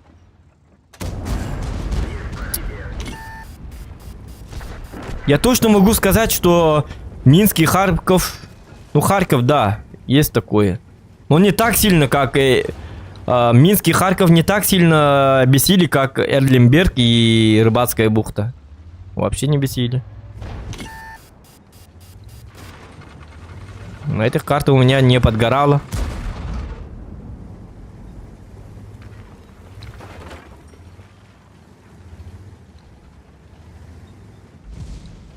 Так, ну тут плохо. Тут, получается, пей кофе. Карта под названием «Попей-ка ты кофе, дурачок».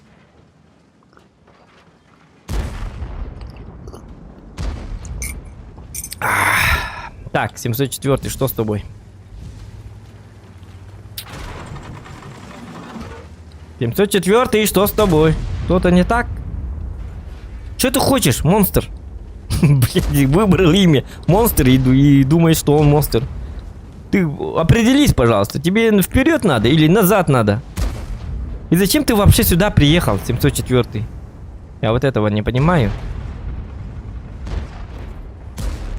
Простым. Я куплю тебе...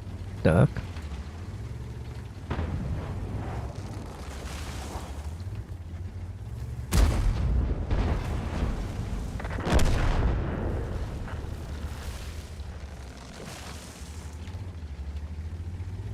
Может, под цвета, да. Но смысл? Так, там конвей. А, нет. О, у них ягодь. Да ладно, хорошо, что я не вышел. Он по-любому тут стоит. Но если я даже засвечу, то кому? Смысл? Тут кто-то конвей там есть. Там проби...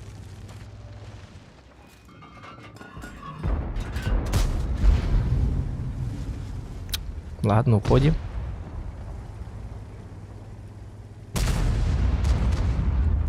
О! Вот он наш молодой человек. Так, ну у меня задача не подпускать вот этих. О, там еще Е4. Давай, умри, пожалуйста, 704. Умри, пожалуйста, умри. И будешь щитом. Вот так, вот так.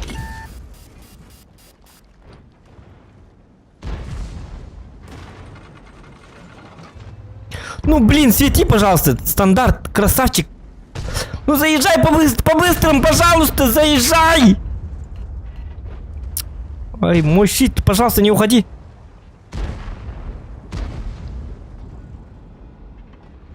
Опс. Ну, стандарт, заезжай, пожалуйста, покажи, блядь. Там Е4, о, дебил. А, дебил. Я-то думал, умный такой человек стоит и вкатывает вот сюда, чтобы нам помочь. Это было правильно, самое правильное решение, но он почему-то стоит, ёбаный в рот.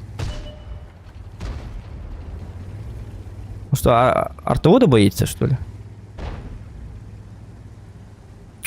Ну или бабки, пожалуйста, вот так едьте, блядь! Зачем вы там стоите, гребаные суки? Блядь, просто дебилы, блядь! Куски говна, ёбаный в рот. Я все уже, я говорю, ребята, уже. Иди сюда! На тебе! Баркебар! Не бедите, уже не бедите, не... Камена!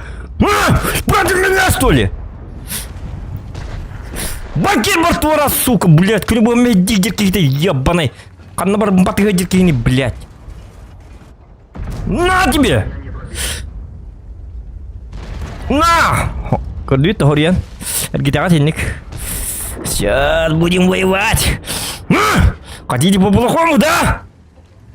Твари! Вот он, Е4.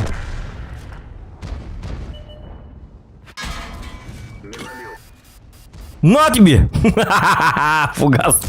415. Угу. Взял имбу. Против меня, что ли? Иди сюда! Сюда иди, я сказал! Сюда, я сказал, иди! Что ты хотел? Они разбудили во мне зверя просто. Сюда иди, я сказал. Сюда иди, ебаный в рот. А? Ты хочешь со мной поговорить? Ты решил со мной поговорить, да? Не тот ты день выбрал. Просто я взбешенный. Я Халк уже. Я уже зеленым становлюсь. Пиздец, как зеленым становлюсь, когда я злой. Иди сюда! Сюда, сказал, иди! Иди сюда, я Халк, стреляй! Стреляй, сука, тварь! Мразь, ублюдок! Ублюдок, стреляй! Где твоя голова? Я просто сожру твою голову! Твою-то мать! Не злите меня! Придурки.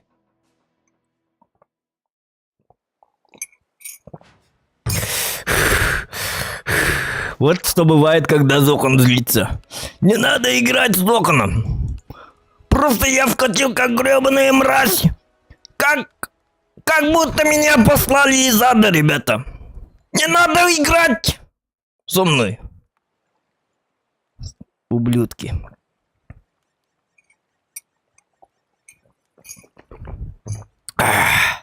А det är behöver inte här.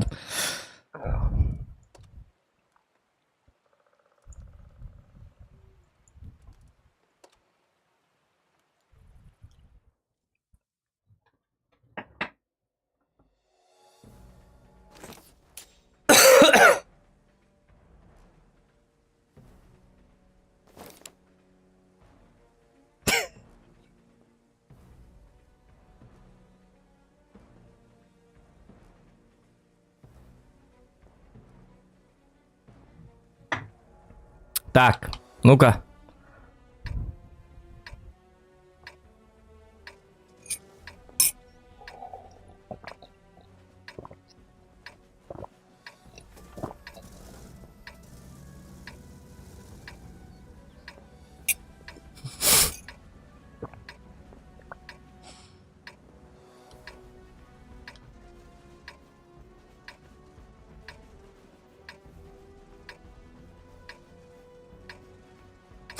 Mikrofon ayakar gini juga gitu. Так.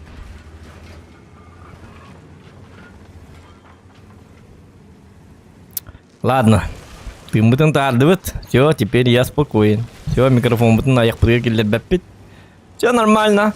Все нормально. Я тысячекратно извиняюсь. Все нормально. Я добрый Зохан. Здравствуйте. Я очень хороший человек. Мистер Ангел. На ваших глазах.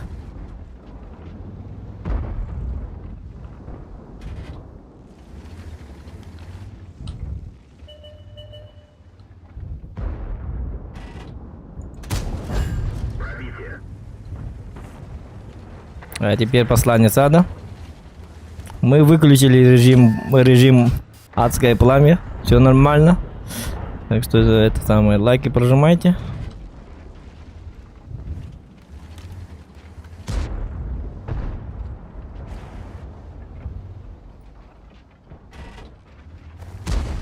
Ну они дураки, что ли, чтобы подставляться.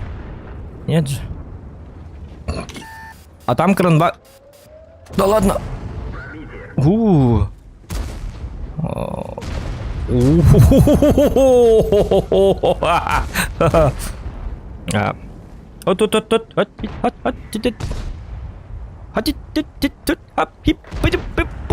А, кран вон там стоит, оказывается.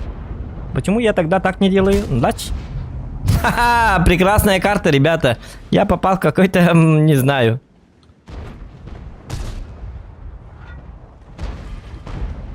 Стреляй, стреляй.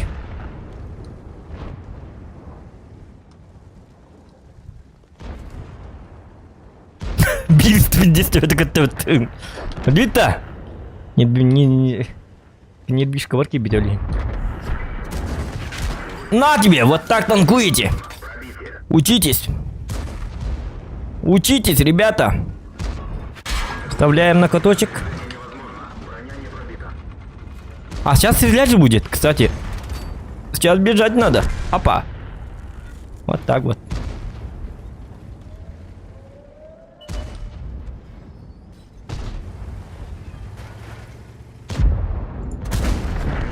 Да ладно. Ну зачем в каток? Надо было лучше урон дать. Не трогайте, тортила, убирайся. Бля, ну ладно.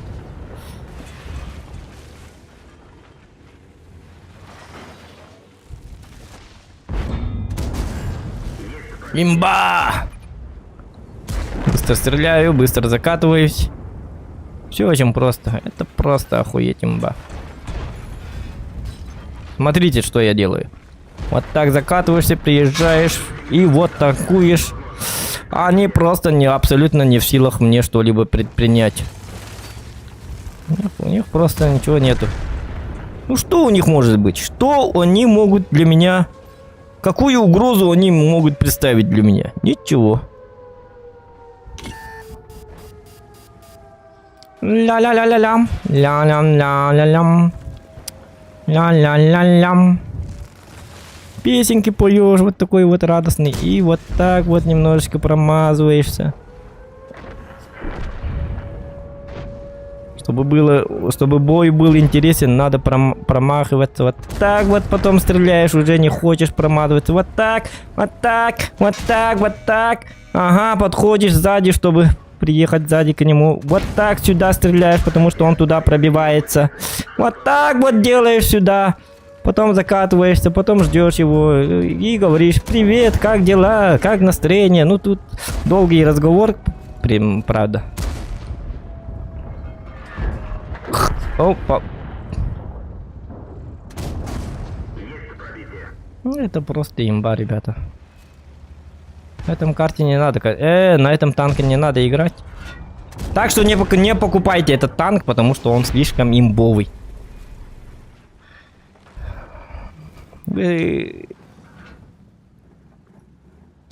Вы станете угрозой для всех, поэтому не стоит покупать этот танк. Играйте лучше на ИС-3, на говнотанках, на защитнике играйте. Концепт 1Б не рекомендую. Поиграв на концепте 1Б, вы уже больше не захотите играть на других тяжах.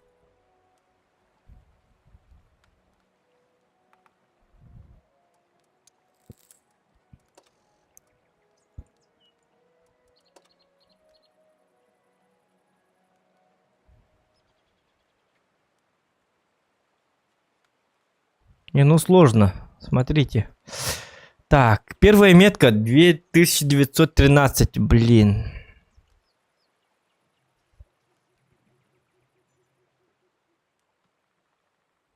Вторая метка почти 4К. Вот посмотрите, какой имбовый танк. Вот так люди играют. Это получается, если кто-нибудь возьмет первую меточку на нем, то он уже как бы средний нормальный игрок. Если есть у кого-то вторая метка на концепт 1Б, это означает, что этот человек вообще умеет играть уже. Если 3 отметки, 4600, это означает, что этот человек, с ним лучше шутки плохи. Вот как-то так.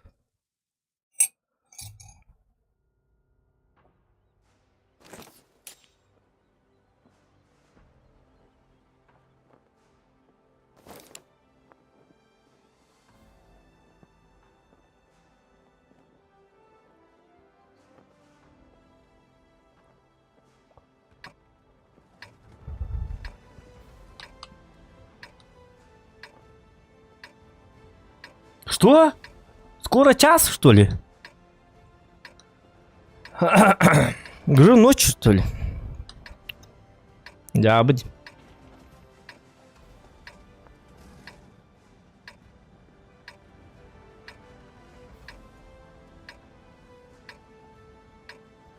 Чё зря и метка выпында. Ну, ты же жесткий человек, поэтому взял. Блудман. Ты же жесткий человек. Жесточайший человек высочайшего класса. Ты вот где-то там, я вот где-то на полу. По сравнению с вами, молодой человек. Так что это самое. Все нормально. Так, ну-ка. Вот как будем играть? Я вот первую метку не могу взять. Понимаешь, да? Мой уровень игры такой. Ракообразный уровень игры.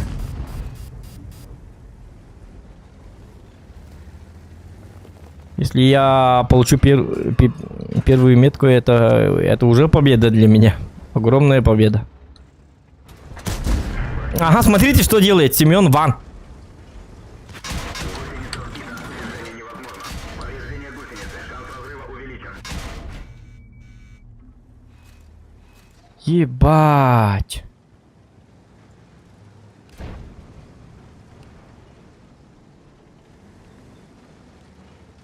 Девять лет как в танке. Ну, сука, держись.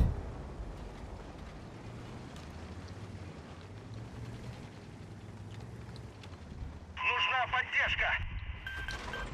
Организовываю прикрытие. Смотрите, что делает этот чувак. Этого тоже. Ебать. Ну, вот такие люди радуют нас.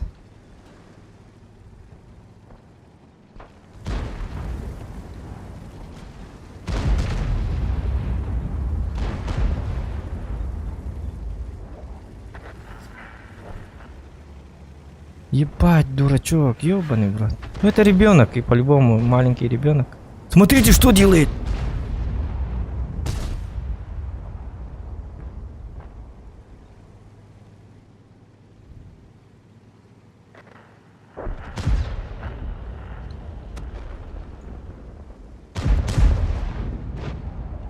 Он специально так делает, смотрите.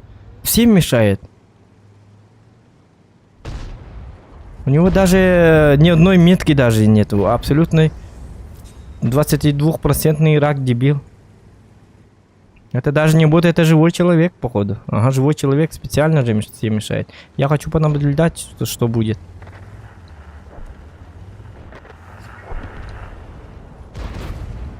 Ну, его толкать смысла не вижу, потому что ему похуй на статистику. Он и так умрет, потому что это...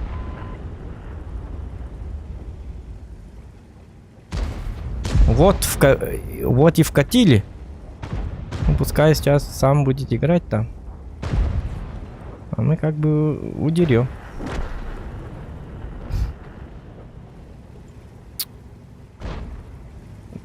Всю команду просто убил сам.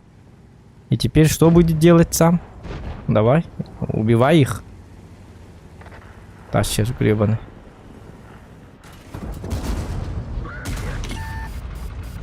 Красавчик не в меня стреляет.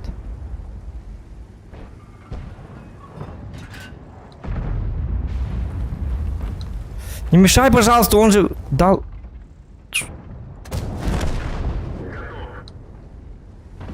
Давай, убивай. Угу.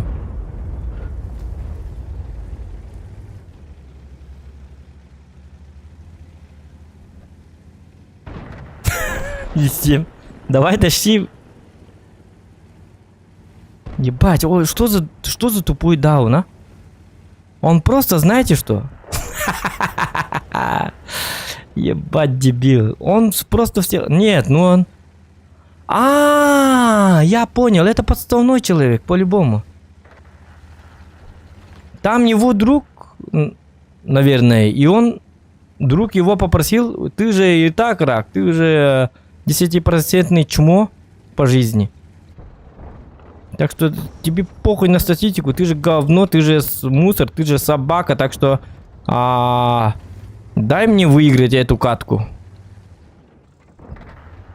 Он сказал, да, я чмо, да, я буду всех толкать. У тебя победа будет обеспечена. Сам я не буду воевать. Вот такой вот человек. Сейчас арта меня убьет, чекайте. Но злиться не надо, потому что... Это просто куски мусора арта. Ну, кроме меня никого нету, конечно. Ну и правильно делает. Я же оставляю угрозу огромную.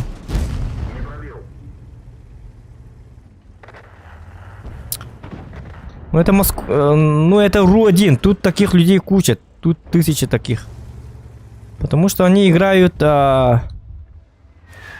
потому что они играют не на статистику, им вообще похуй на победу. У них по 200 тысяч боев и середуха не 2000, а у них середуха 200 тысяч боев у них и середуха где-то 150. По техникам у них, если у нас вот такая 3300 и так далее середухи, у них там на десятках середуха 800, 600, 700, 1200 максимум. Ну, для этих людей вообще плевать на игру. Плевательское отношение. Их надо банить, ребята. Просто, мне кажется, надо их банить. И если бы даже был общий чат, или там его там обижать, оскорблять не надо, потому что его и так опускают всегда. Ну, и он привыкший. Это свойственно ему. Просто надо вот таких людей, знаете, что надо что-то предпринять, чтобы Wargaming просто банил вот таких людей. Просто чтобы они не играли в CSGO, там, в PUBG. Пускай там делают дичь. Потому что там ему просто не дадут делать какую-то дичь. Но они портят игру вот такими вот действиями непонятными, да? Да, ладно, было бы понятно, если бы кто-то ему мешал, а никто ему не мешал, а он просто целенаправленно сразу пошел и всех начал толкать к врагам. Ну, какой человек так может играть? Скажите мне. Почему такой человек сидит в рандоме, играет? Пускай забанят навеки вечные, пускай идет в другую игру. Или сделает другой аккаунт, и там будет играть, и на первых, вторых левелах, пускай на песочнице, сколько там угодно так делает.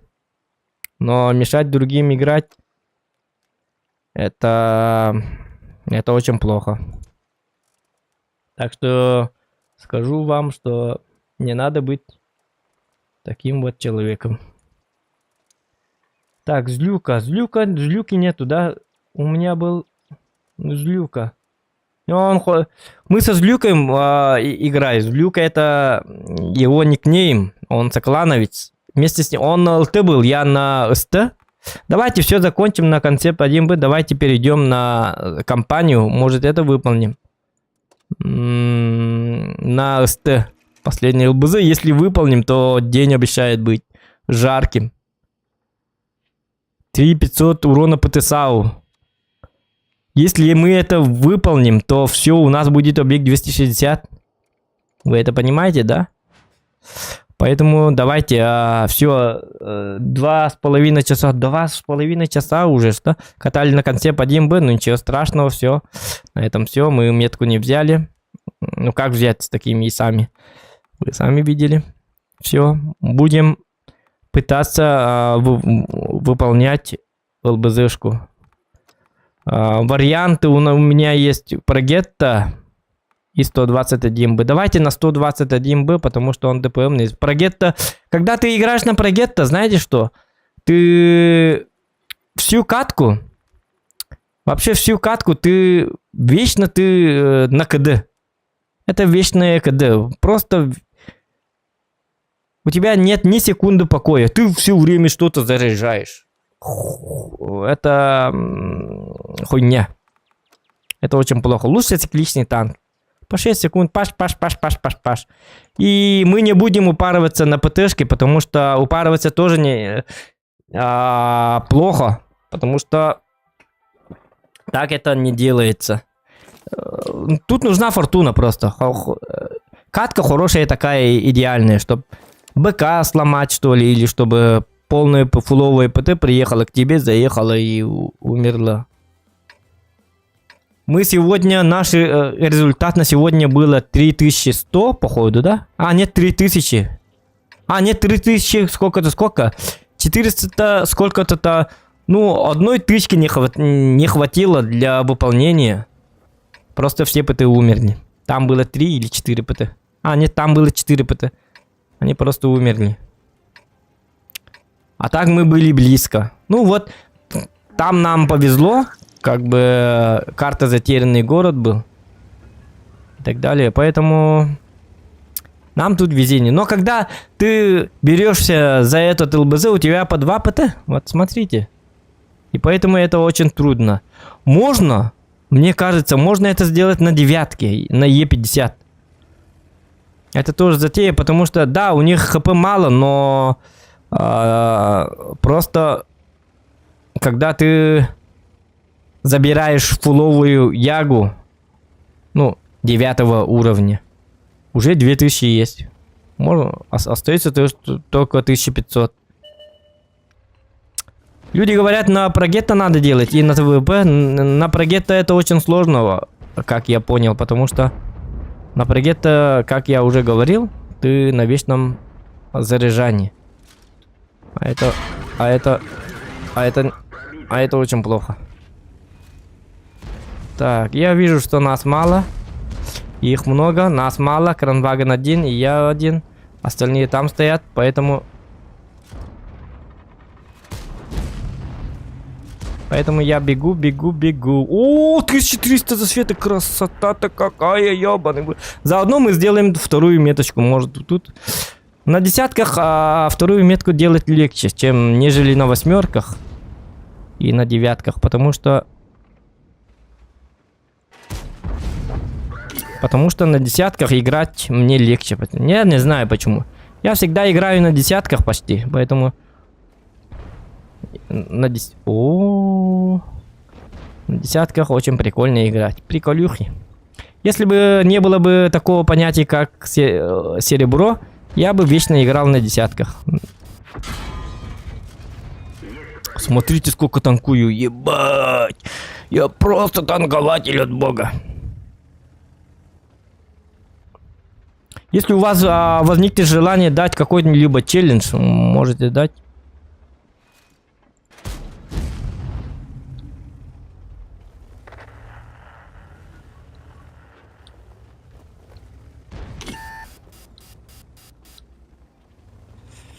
Так, я должен засветить.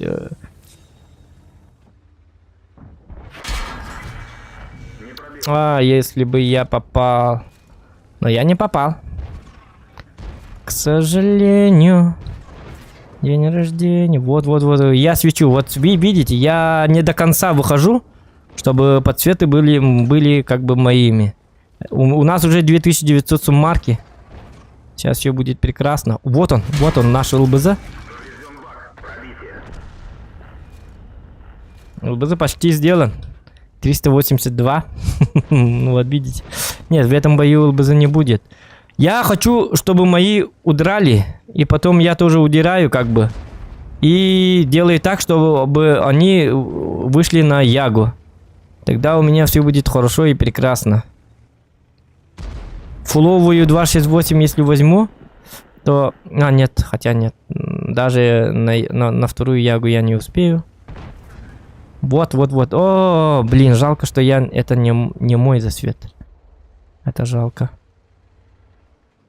Увы, не хватает.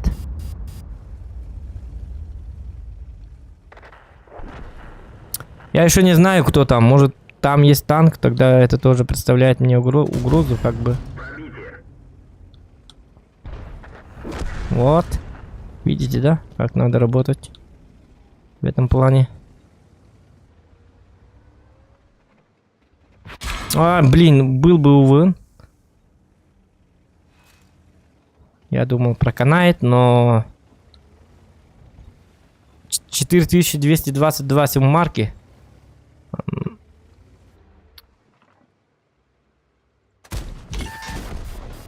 Угу. Давай. О, 1122! По Е7 дал этот яга, и это мой засвет. 3500 засвета и 1700 урона. 5300, 80 и 3 еще процента. И все, у нас вторая метка обеспечена, поэтому не упарывайтесь на урон, надо много светить. Да, дальше погнали. Это хороший бой. 5300 суммарки. Меня это радует. Так, давайте я покажу на прогетто, почему она плохая.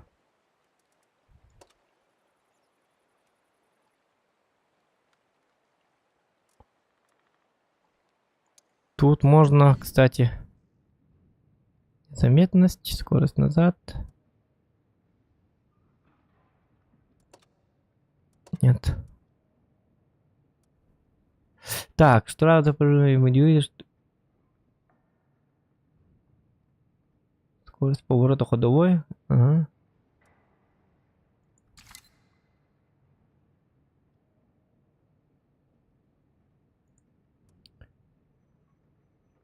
Это что делает?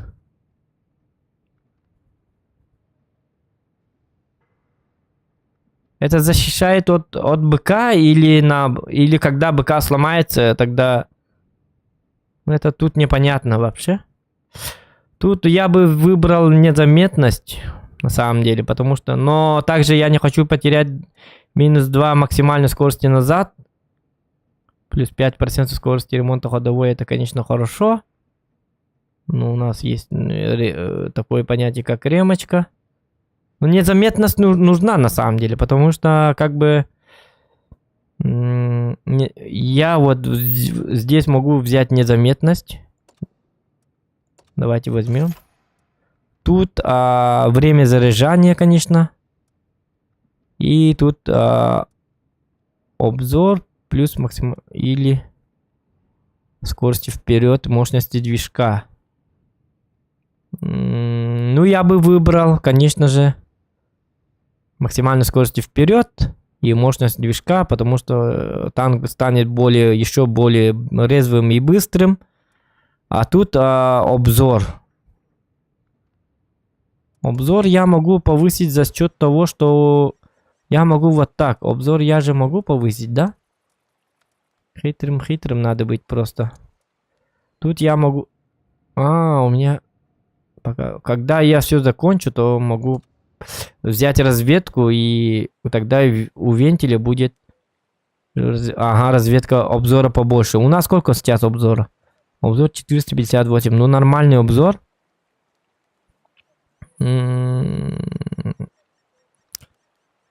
От этого минус 3% у меня будет пониже, как бы. Ага. И эти 3% я тут поставлю вот тут на разведку, тогда вентиль обеспечит мне эти 3% обратно. И тогда у меня получается 3% к обзору я не теряю, как бы. И у меня зато в плюсе плюс 2 км в час максимальной скорости вперед, плюс 2% к мощности движка.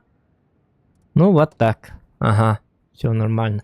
Мне главное, чтобы танк был более незаметным. Я незаметно связал, ага. Минус 2 км максимальной скорости назад. Ну, назад я вкатывать... Ну, блин, тоже... Ну, пускай. Я хочу, чтобы танк был более, как бы... Я видел еще тут люди малошумку ставили. К незаметности. Вообще делают из танка ниндзя.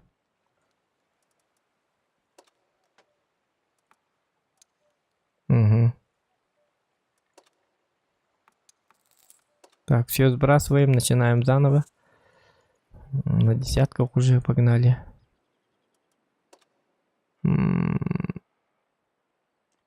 ладно, посмотрим.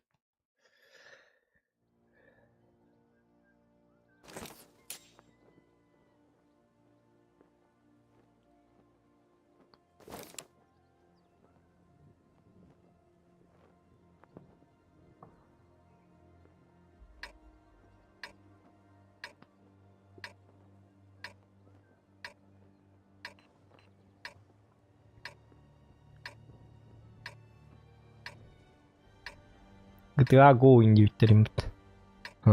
Я не играю в GTA. Что мне там делать? Так, 4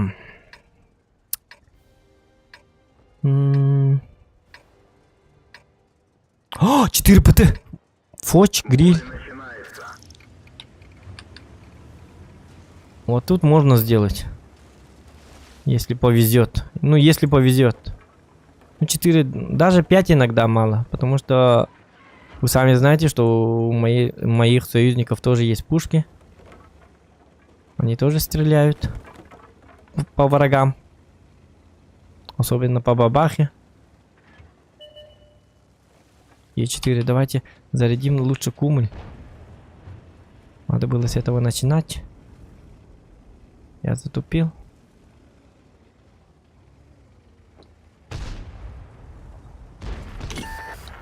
Угу.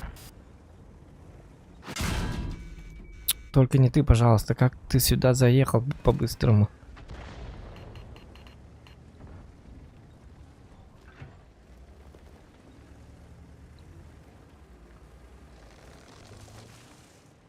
Ну, надо по Е4 работать, но опасно. Я умру, наверное. Блин, бабаха. А, блин, уже все. Про Е4 можно забыть. Не-не-не-не, в этом бою не получится.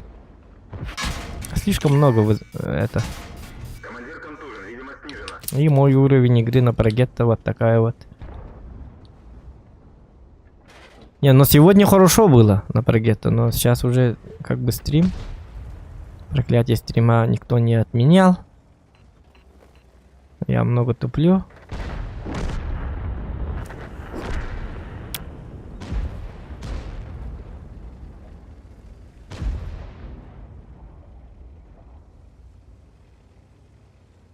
Так, сейчас...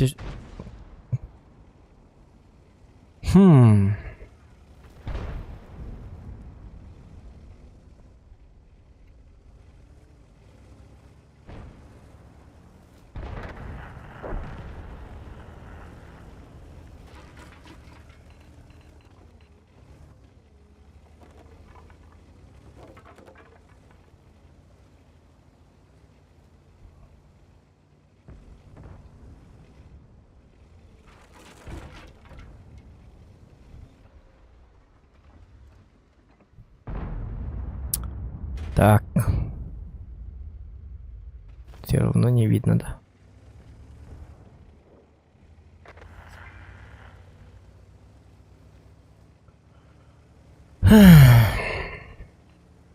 У меня просто хп нет.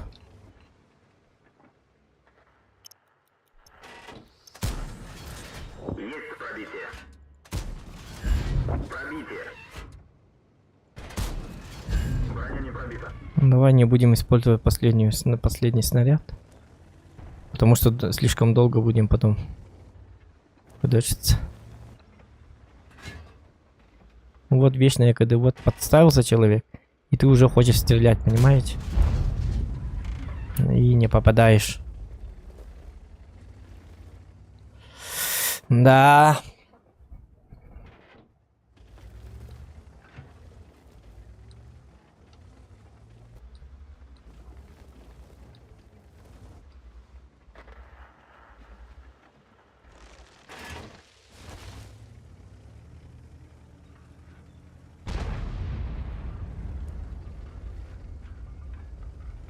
Может, надо было на подкалибрах играть, чтобы серебра не тратить. Я же на прогетто не потею на урон. Это старый танк и ненужный танк.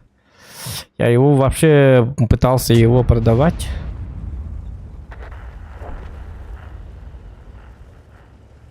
Как продал 140-го. Гребаный трактор.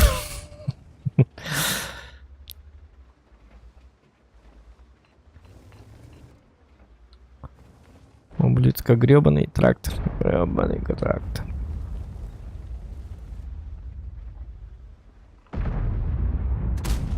Сведение очень долго. Отличный танк. То чувство, когда на бабахе быстрее сводишь, сейчас арта. Чекайте. И точности нету у этого танка. Может поставить улучшенный прицел, что ли? Повреждение гусеницы. Шанс разрыва увеличен. Повреждение гусеницы. Шанс разрыва увеличен.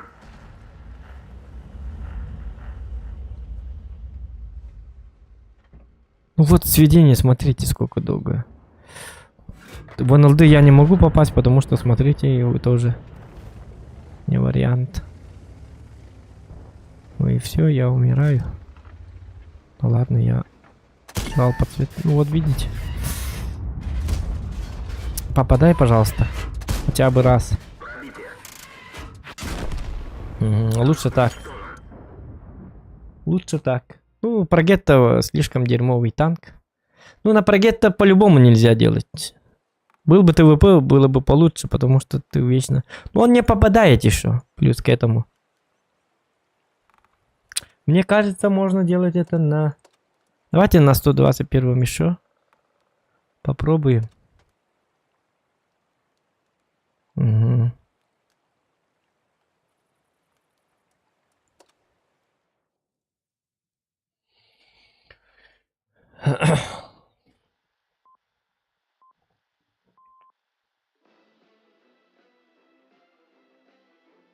На стримах лучше, думаю, играть хоррор-выживалки, им было танка сосредоточено сюда. Ну да, но в танках я играю по собственному желанию, а выживалки и хорроры играю только по просьбам зрителей, которые вообще не донатят. Ну, я теряю просто время, просто впустую теряю свое время, понимаете? А когда я играю в танки, я и без стримов играю в танки. У меня такой вариант. Я могу играть в танки на стримах или без стрима. А когда я пытаюсь что-то как предоставить какой-либо контент, то обратной стороны нету, поэтому только иногда. Ну и хорроров-то нету. Я хорроры вообще не люблю. От слова совсем. Мне же страшно от этого. Я же ночами не сплю после хорроров. И это правда. Я не шучу. Кстати, мне сказали, что этой карты нету. В случайных боях. А что за карта это? Мы где? Что-то мы не поняли, значит. Поэтому я удивился, когда сказали, что эта карта не существует. Убрали, что эту карту. Эту карту не убрали, ребята. Смотрите, чекайте сами. Давай, стреляй по Эмилю. А, ты же не будешь стрелять.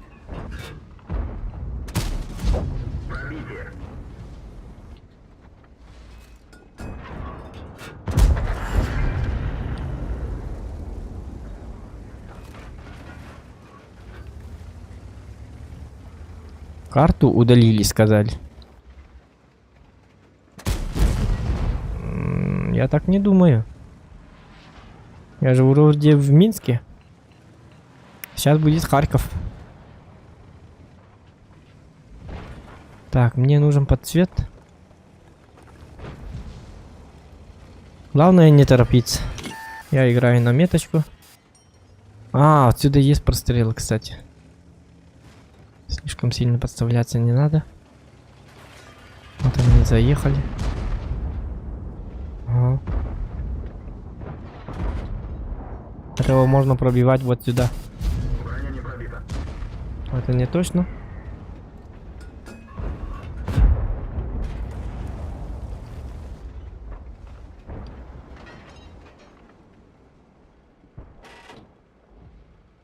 Так что пока контентов нету.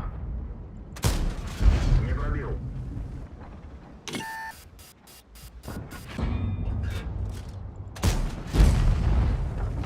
Да и в танках тоже плюсов мало, очень мало, потому что если бы не Алик, например, у нас сколько зарабатывает?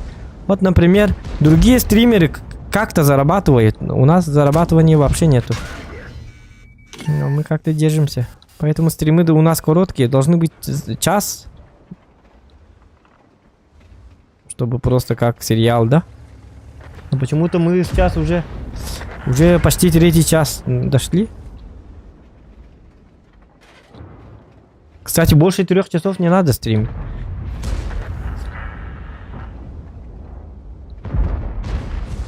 Обычно нормальные стримеры стримят по 3 часа. И то, если нормально донатят. Если нету дохода, то они вообще не будут стримить.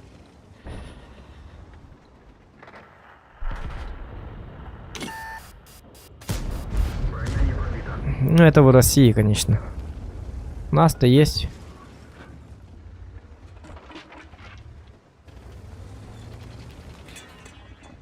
Конечно, если бы я на стримах играл точно так же, как вне стримов, тогда...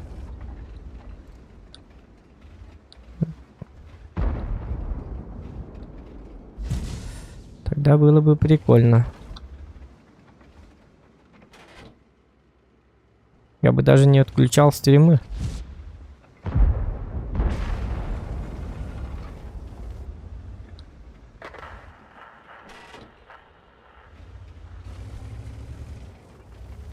Бой заканчивается, надо что-то делать.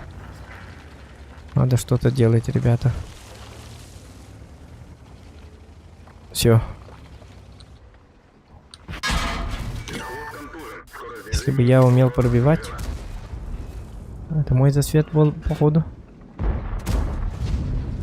Угу. Во-во-во.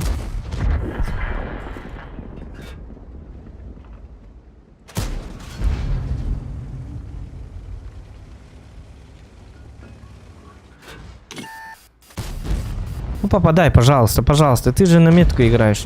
Попадай, пожалуйста. О. Все, мы метку не теряем. Можно еще повысить, но... У нас хп нету. 600 хп. Это очень мало.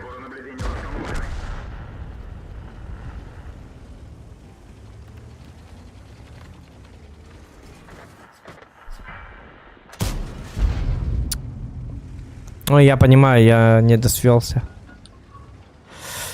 Ну как-то заехать, ну вот человек почти фуловый, мы можем заехать просто кран. Ну зачем, что вы делаете, ёбаный в рот. Просто залетайте, убивайте все подряд. На каток надо было стрелять, зачем я так стрельнул, я дурак.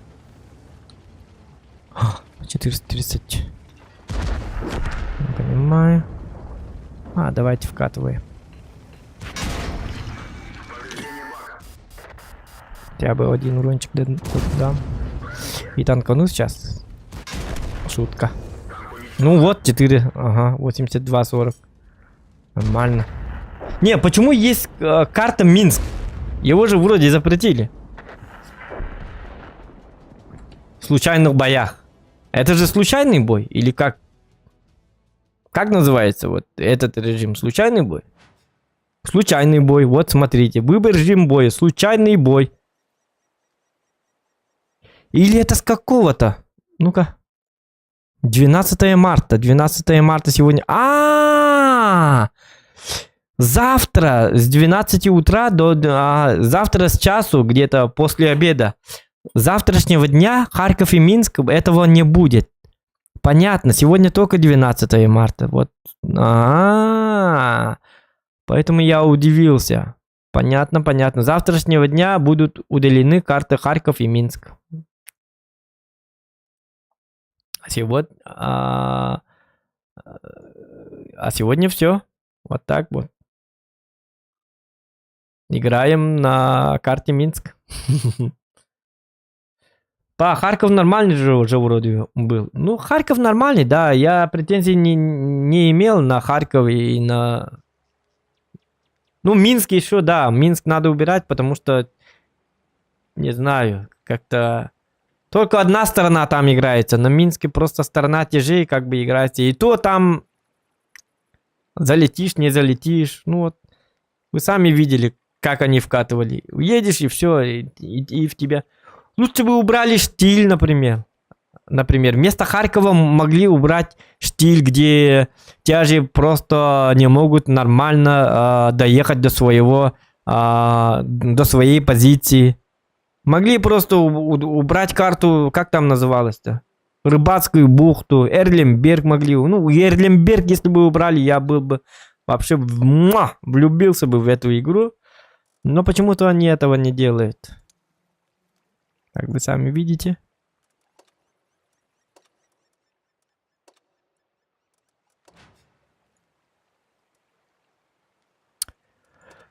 Почему ПТ так мало всегда? Ёбаный в рот. Ну, давайте на РУ-9, может там как бы ночь, как бы онлайна мало, может Все будут играть на ПТ?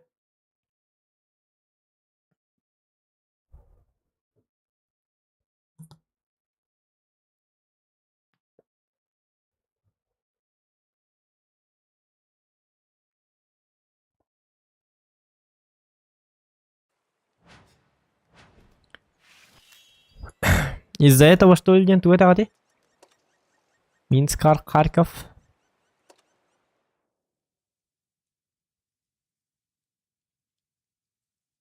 О, Марым по 10 ПТ попал в бой и 5 ТТ. Ну это ты играл на тяжике, поэтому.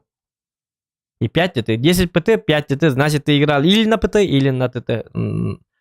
Я тоже, вот когда беру тяж, то по 10 ПТ, да, это и есть.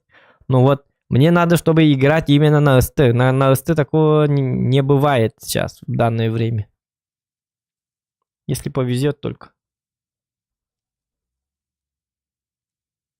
Чтобы попасть если должны быть очень много ПТ, ты должен играть на тяже. А на тяже это не делается, ребята. Повторяюсь. Это на СТ надо делать. Если бы я взял сейчас Чифтейна, то... Ну вот. Опять. 35. 3 ПТ. По 3, 4, 2. По одному ПТ. А мне надо хотя бы по 5, чтобы было. Хоть более-менее шанс был бы. Ну это чисто везение. Мне надо недельку играть и играть, долбиться на СТ. Все время играть на СТ и все. Тогда у меня все будет прекрасно. Повезет и все.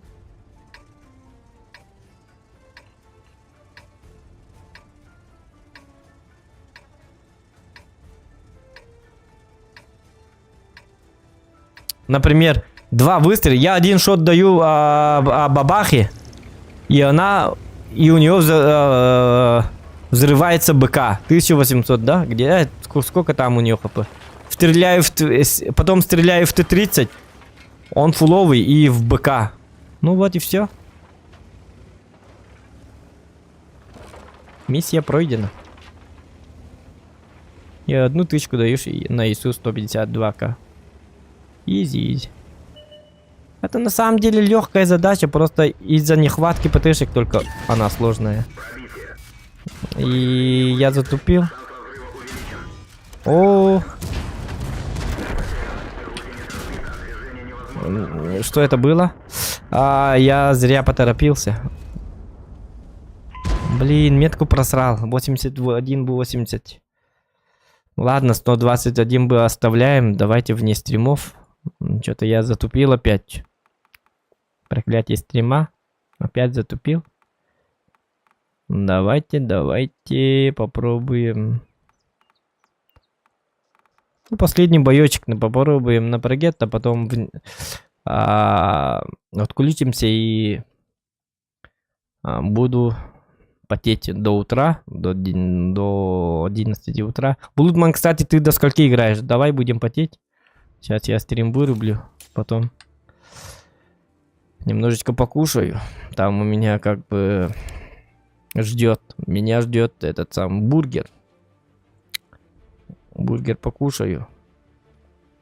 Кофеечек приготовлю. И все.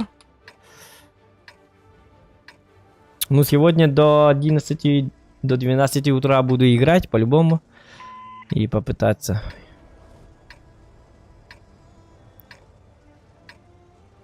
Ночью буду играть на Тифтейне. 6500 урона. На Йохе. Бой начинается. Так, почему я зарядил? Тут 4 ПТ. Бургер. Гриль. Ну тут более-менее какой-то шанс есть, нежели чем 3-2 ПТ.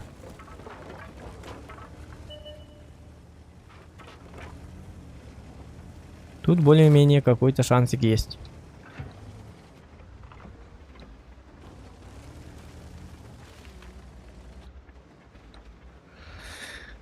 Сделать бы этот ЛБЗ. Ну, потом еще у нас ЛБЗ есть. 6500 урона надо накидать. Есть пробитие. Пробитие.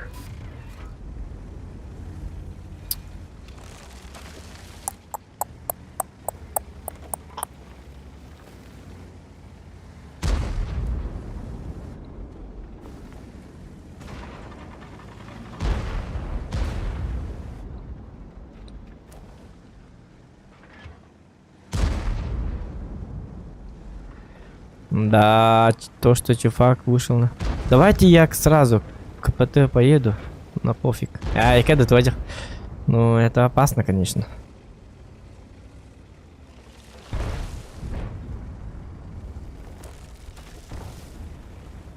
Буду светить Чифтейн. Вот так вот. Ага, свечу. Арта кидай.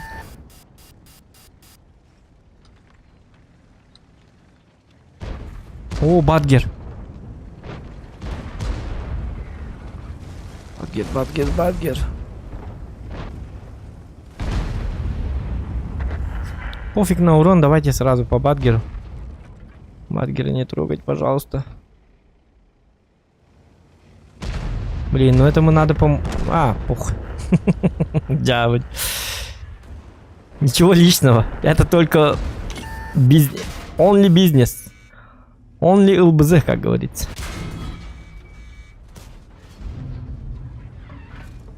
Повреждение гусеницы. Шанс разрыва увеличен. Вот так заеду. Блять, и Бадгера нет уже.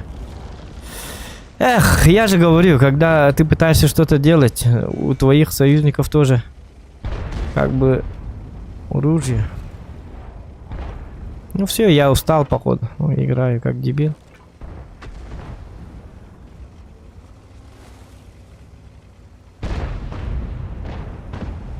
Ну, бабаха, ну зачем ты туда погнал? Ёлки-моталки.